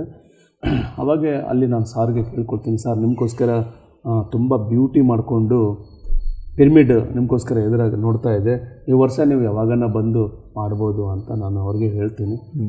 ಹೇಳಿದರೆ ನೀನು ಹೇಳ್ದಂಗೆ ನಾನು ಕೇಳಬೇಕಾ, ನಾನು ಇವತ್ತೇ ಬರ್ತೀನಿ ಅಂತ ಹೇಳಿ ಅವರು ಮನೆಗೆ ಬಂದವರು. ಸೊ 1 ನಿಮಿಷ ಕೆಳಗಡೆ ಬೇರೆ ಮಾಸ್ಟರ್ ಪಿರಮಿಡ್ ರೆಡಿ ಆಗಿದೆ ಬರ್ರಿ ಅಂದರೆ ನನಗೆ ಇದೇ ಕೆಲಸನ ಅಂತ ಹೇಳಿ ಅವ್ರಿಗೆ ಹಂಗೆ ಬೈದಿದ್ದಾರೆ. ಸೊ ಸಾವಿರಾರು ಜನ ಇರಲಿ, ನೂರಾರು ಜನ ಇರಲಿ, ಎಲ್ಲಿ ಇದ್ದರೆ ಕೂಡ ಸಾರ್ ನೋಡಿ ನನಗೆ ಇನ್ನಂತ ಕರೆಯೋರು. ಸೊ ಅದು ನನಗೆ ಭಾಳ ಆತ್ಮಕ್ಕೆ ತೃಪ್ತಿ ಕೊಡುವಂಥದ್ದು. 2013 2ನೇ ತಾರೀಕು ಪಿರಮಿಡು ಏನು ಹೆಸರಿಟ್ಟಿರಂದರೆ, ಇಲ್ಲ ಸ್ವಾಮೀಜಿ ನೀವೇ ಇಳ್ರಿ ಅಂತ ಹೇಳಿದ್ರೆ ಅವರು 2 ನಿಮಿಷ ಕಣ್ಣು ಮುಚ್ಕೊಂಡು ಸೀತಾರಾಮ ಪಿರಮಿಡ್ ಧ್ಯಾನ ಕೇಂದ್ರ ಅಂತ ಅವರು ಹೆಸರು ನಾಮಕರಣ ಮಾಡಿದ್ರು. ಅವ್ರಿಗೆ ಗೊತ್ತಿದೆ 4 ಜನ ಅಣ್ಣ ತಮ್ಮಂದರು ಈ ಥರ ಇದೆ ಅಂತ ಅವರು ನೋಡಿ ಇದು ಮಾಡಿದ್ದಾರೆ. ಆಮೇಲೆ ಇಲ್ಲೆಲ್ಲ ಹಾಲಲ್ಲಿ ಸಾರಲ್ಲಿ ಕೂತ್ಕೊಂಡಿದ್ದರು. ಒಂದು 200 ಜನ ನಮ್ಮ ಮನೆಗೆ ಎಲ್ಲ ಮಾಸ್ಟರ್ಸ್ ಬಂದು ಆ ಒಂದು ಅದ್ಭುತ ಸೇವೆ ನಡೀತು. ತದನಂತರ ಆಮೇಲೆ ಈ ಒಂದು TV9 ಪ್ರಕಾರ ಆ ಕೋರ್ಟು ಅವೆಲ್ಲ ಕೂಡ ನಡೀತಾ ಇರಬೇಕಾದ್ರೆ ನನ್ನ ಜೀವನದಲ್ಲಿ ನಾನು ಯಾವತ್ತೂ ಕೋರ್ಟ್ ಹೋಗಿಲ್ಲ. ಆದರೆ ಬ್ರಹ್ಮರ್ಷಿ ಪತ್ರಿಜಿ ಅವರಿಗೆ ನಾನು ಕೋರ್ಟ್ಗೆ ಹೋಗಿ ಸಾಕ್ಷಿ ಕೊಡುವಂಥ ಅವಕಾಶ ನನಗೆ ಸಿಕ್ತು. ಓಕೆ. ಅಮ್ಮನಗಲ್ ಕೋರ್ಟ್ಗೆ ನಾನು ಒಂದು 3 ಸಾರಿ ಹೋಗ್ತೀನಿ. ಆಮೇಲೆ ಗುರುಗಳು ನಮ್ಮ ಮನೆಗೆ ಬಂದಿರ್ತಾರೆ, ಮದುವೆಗೆ ಬಂದಿರ್ತಾರೆ ಅಂತ ಹೇಳಿ ನನಗೆ ಸಿಗುವಂಥ ಭಾಗ್ಯ ಸಿಕ್ತು ನನಗೆ. ಇದು ನಂದೇ ಆದಂಥ ಒಂದು ಅಲ್ಲಿ ಸಣ್ಣ ಒಂದು ಸೇವೆ ಪಾತ್ರ ನನಗೂ ಸಿಕ್ತು ಈ ಜೀವನದಲ್ಲಿ. ಎಕ್ಸಾಕ್ಟ್ಲಿ ಏನಿತ್ತು ಸರ್? ಅಂದರೆ ಲೈಕ್ ಏನು ಹೇಳಬೇಕಿತ್ತು ಅಲ್ಲಿ ನೀವು? ಆ ಸಿಚುವೇಶನ್ ಹೆಂಗೆ ಬಂತು? ಯಾವುದು? ನೀವು ಕೋರ್ಟ್ಗೆ ಹೋಗಿ ಇದು ಹೇಳಬೇಕು, ಅದು ಸಾಕ್ಷ್ಯ ಹೇಳಬೇಕು ಅಂತ ಆಯ್ತಲ್ಲ, ಆ ಟೈಮಲ್ಲಿ ಏನಾಯ್ತಂದರೆ TV9 ಕಡೆಯಿಂದ ಅವರು ಸಾರವರು ಇಲ್ಲ ಎಲ್ಲೋ ಹೋಗಿಬಿಟ್ಟಿದ್ದಾರೆ, ಎಸ್ಕೇಪ್ ಆಗಿದ್ದಾರೆ ಅಂತ ಅವರು ಆ ಟೈಮ್ನಲ್ಲಿ ಅಲ್ಲಿ ನಡೀತಾ ಇತ್ತು. Okay okay. So correct time ಆ ಟೈಮ್ನಲ್ಲಿ ಏನಾಯ್ತಂದರೆ ನಮ್ಮ ಇಲ್ಲಿ ಪ್ರೋಗ್ರಾಮ್ ನಡೀತಾ ಇದೆ. ಸೊ ಸಾರುಗಳು ನಮ್ಮ ಊರಿಗೆ ಬಂದಿದ್ದಾರೆ, ಮದುವೆಗೆ ಬಂದಿದ್ದಾರೆ, ನಮ್ಮ ಮನೆಗೆ ಬಂದಿದ್ದಾರೆ. ಸೊ ಇದು ನಾನು ಅಲ್ಲಿ ಹೋಗಿ ಅಲ್ಲಿ ಹೇಳೋದಾಯಿತು. ಸೊ ಇದು ನನಗೆ ಭಾಳ ತೃಪ್ತಿ ಕೊಡ್ತು, ಖುಷಿ ಕೊಡ್ತು. Yes sir. ಮತ್ತು ಈ ಪ್ರಯಾಣ ಹಿಂಗೆ ಹೋಗಬೇಕಾದ್ರೆ ಹಲವಾರು ಸಾರಿ ಸಾರುಗಳ ಹತ್ರ ನಾನು ಪತ್ರಿ ಸಾರ್ ಹತ್ರ ಕನಿಷ್ಠ ಒಂದು 100 ಸಾರಿ ನಾನು ವೇದಿಕೆ ಹಂಚ್ಕೊಂಡಿದ್ದೀನಿ. ಲಕ್ಕಿ. 100 ಸಾರಿ ವೇದಿಕೆ ಹಂಚ್ಕೊಂಡಿದ್ದೀನಿ. ಮತ್ತು 2010ಗೆ ಒಂದು ಕಡೆ ಪಿರಮಿಡ್ ಓಪನ್ಗೆ ಎಷ್ಟೋ ಜನ ಇದ್ದಾರೆ, ಸಾರ್ ನನಗೆ ಕರೀತಾರೆ, ನಾನು ಕುಂತ್ಕೊಂಡು ಮಾತಾಡ್ತೀನಿ. ಸೊ ಅವರು ಕುಂತ್ಕೊಂಡು ನಾನು ಅವ್ರಿಗೆ ಏನು ಹೇಳ್ತೀನಿ ಅಂದರೆ, ಯಾವಾಗೋ 2500 ವರ್ಷಗಳ ಕೆಳಗಡೆ ಬುದ್ಧ ಭಗವಂತ ಹಂಚಿದ ಜ್ಞಾನ ಇವತ್ತು ನೀವು ಬಂದು ಹಂಚುತ್ತಾ ಇದ್ದೀರಲ್ಲ, ಯಾರು ನೀವು?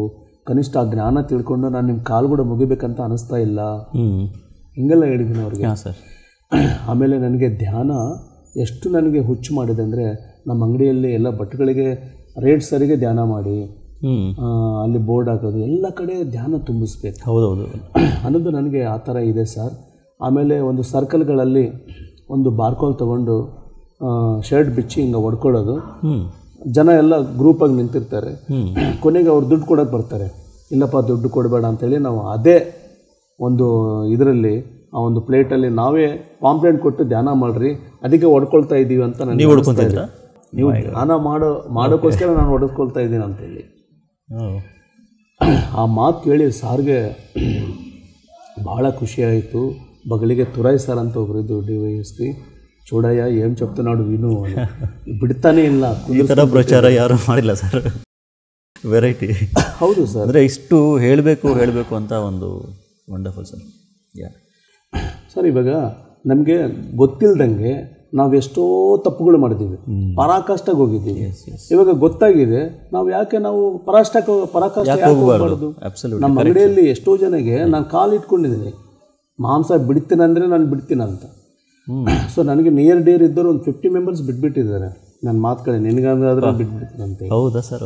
Sir great sir. ನಾನು ಒಂದು 10-11 ವರ್ಷ ಹುಡುಗ ಇರಬೇಕಾದ್ರೆ ಒಂದು ಹಳ್ಳಿಯಲ್ಲಿ ಈ ಎಂಡ್ರಕಾಯಿಗಳು ಇರ್ತವೆ, ಅವು ಜೀವಂತ ಇರುವಂಥವು, ಅವು ಮುರಿದು ತಿಂದಿನಿ ಸರ್ ನಾನು. ಅಷ್ಟು ಕ್ರೂರಿ ನಾನು. ನಾನ್ ವೆಜ್ ಅಂದರೆ ಹೆಂಗೆ ತಿಂತಿದ್ದೆ ಅಂದರೆ ನಾನು ಹಂಗೆ ತಿಂತಿದ್ದೆ ನಾನು. ಮೊಟ್ಟೆಗಳಂತೂ ವಾರಕ್ಕೊಂದು 20-30 ಮೊಟ್ಟೆಗಳು. ನಮ್ಮ ಮನೆಗೆ ಬೈಯೋರು, ಯಾವಾಗ ಬೇಕು ಅವಾಗ ತೊಗೊಂಡೋಗಿ ಫ್ರೈ ಮಾಡಿ ತಿನ್ನೋದು. ನಮ್ಮದು ಬಟ್ಟೆ ವ್ಯಾಪಾರ, ಬಾಂಬೆಗೆ ಹೋದರೆ 3 ದಿನ ಬರೀ ಫಿಶ್ಶೇ ತಿಂದಿನಿ ನಾನು. ಹಂಗೆ ತಿನ್ನೋ ವ್ಯಕ್ತಿ ನಾನು, ಅಷ್ಟು ತಿನ್ನೋ ವ್ಯಕ್ತಿ. ಯಾವಾಗ ಇದು ಸತ್ಯ ಇದೆ ಅಂತ ಗೊತ್ತಾಯಿತು, ಆವಾಗ ಪಿರಮಿಡ್ನಲ್ಲಿ ಧ್ಯಾನ ಮಾಡಿ, ಆವಾಗ ಮುಂಚೆ ಏನು ಹೇಳ್ತಿದ್ದೆ ಅಂದರೆ, ಇವಾಗ ಜೀವಹಿಂಸೆ ಮಹಾಪಾಪ ಅಂತ ನೇರವಾಗಿ ಹೇಳ್ತಾ ಇದ್ದಾರೆ. ಇನ್ನು ಹೇಳ್ತಾ ಇದ್ದಾರೆ ಕೇಸು. ಆವಾಗ ಧ್ಯಾನ ಮಾಡೋರಿಗೆ ಮಾಂಸ ತಿಂದರೆ ಧ್ಯಾನ ಅಂಟ್ಕೊಳ್ಳಲ್ಲ ಅಂತ ಹೇಳ್ತಾ ಇದ್ರು ಮೊದಲು. ನಾನು ನನಗೆ ಧ್ಯಾನ ಬೇಕಾ ಅಥವಾ ಮಾಂಸ ಬೇಕಾ ಅಂತ ಹೇಳಿ 3 ಸ್ಟೆಪ್ ಇವರೇ ನಿಂಗೆ ಹೇಳಿಬಿಟ್ರು. ಮಾಂಸ ತಿಂದೆ ಅಲ್ಲಿ ಕ್ಲಾಸಿಗೆ ಅಟೆಂಡ್ ಆಗಿದ್ದೇನೆ ಆ ಭಾನುವಾರ. ಆ ಪಿರಮಿಡಿಂದ 3 ಸ್ಟೆಪ್ ಹೇಳಿದ್ದೀನಿ. ಏನು ಇವ್ರು ಹಿಂಗೆ ಹೇಳಿದ್ರಲ್ಲ, ಲಾಸ್ಟ್ ನಾನೇ ಹೇಳ್ತಾ ಇದ್ದೀನಿ, ಇವಾಗೇನು ಧ್ಯಾನನ ಮಾಂಸನ ಅಂತ ಹೇಳಿ, ಇಲ್ಲ ಧ್ಯಾನನೇ ಅಂತೇಳಿ ಇನ್ನು ಉಳಿದ 3 ಸ್ಟೆಪ್ ಕೆಳಗೆ ಇಳಿದ್ದೀನಿ ನಾನು. ಮತ್ತು ಇನ್ನೊಂದ್ಸಲ ಬೇಸ್ ತಿನ್ಬೇಕಂದ್ರೂ ಕೂಡ ನಾನು ಅಂದ್ಕೊಂಡಿಲ್ಲ. 2004ಕ್ಕೆ ಬಿಟ್ಬಿಟ್ಟಿದ್ದೀನಿ, 2004. ಧ್ಯಾನಕ್ಕೆ ನಾನು ದೂರ ಆದರೂ ಕೂಡ 2004ಕ್ಕೆ ನಾನು ಮಾಂಸ ಬಿಟ್ಬಿಟ್ಟೆ ನಾನು. ಆಮೇಲೆ ಈ ಥರ ಜರ್ನಿ ಮುಂದೆ ಹೋಯಿತು. ನನಗೆ ಏನು ಅನ್ನಿಸ್ತು ಅಂದರೆ ಸರ್, ಈ ಉಸುರೇ ನನಗೆ ಮರುಜನ್ಮ ಕೊಟ್ಟಿದೆ. ಕನಿಷ್ಠ ಈ ಉಸುರು ಇರೋವರೆಗೂ ಕೋಟಿ ಜನಕ್ಕೆ ಧ್ಯಾನ ಹೇಳಬೇಕು. ಈ ಪುಷ್ಕರಗಳೆಲ್ಲ ನಡೀತಾವಲ್ಲ ಸರ್, ಅಲ್ಲಿ ಹೆಲಿಕಾಪ್ಟರಿಂದ ಇಳಿದು ನಾನು ಪಾಂಪ್ಲೆಟ್ ಹಂಚಬೇಕು. ಹೌದಾ? ಹಂಚುತ್ತೇನೆ, ಖಚಿತವಾಗಿ ಹಂಚುತ್ತೇನೆ. ಯಾಕಂದರೆ ಧ್ಯಾನ ಮಾಡಿದ್ರೆ ಅಷ್ಟು ಶ್ರೀಮಂತರಾಗ್ತಾರೆ ಅಂತ ತೋರಿಸ್ಕೋಬೇಕು. ಧ್ಯಾನದ ವಿಶಿಷ್ಟತೆ ಅಷ್ಟು ಗಗನಕ್ಕೆ ತೋರಿಸ್ಬೇಕು. ಹೌದಲ್ಲ ಸರ್? ಇಲ್ಲಂದರೆ ನಾನು ಯಾರೋ ಗೊತ್ತಿಲ್ಲ, ಆದರೆ ಧ್ಯಾನ ನನಗಿಲ್ಲಿ ಕುಂದಿರಿಸಿದೆ. ಧ್ಯಾನ ಯಾವ ದಿನ ಬಂದಿಲ್ಲ ಆ ದಿನ ಅವ್ರು ಯಾರೋ ಗೊತ್ತಿಲ್ಲ, ರಾಮು ಸರ್ ಗೊತ್ತಿಲ್ಲ. ಧ್ಯಾನ ಯಾವ ದಿನ ಬಂದಿಲ್ಲ ಅವ್ರ ಬುದ್ಧ ಗೊತ್ತಿಲ್ಲ. ಧ್ಯಾನ ಯಾವ ದಿನ ಬಂದಿಲ್ಲ ಅವ್ರ ಪತ್ರಿ ಸರ್ ಗೊತ್ತಿಲ್ಲ. ಧ್ಯಾನ ಬಂದ ಮೇಲೆ ಇವರೆಲ್ಲ ಜಗತ್ತಿಗೆ ಗೊತ್ತಾಗಿದ್ದಾರೆ. ಧ್ಯಾನ ಈಸ್ ಗ್ರೇಟ್. ಸತ್ಯಂ ಶಿವಂ ಸುಂದರಂ ಸರ್ವಂ. Wonderful sir.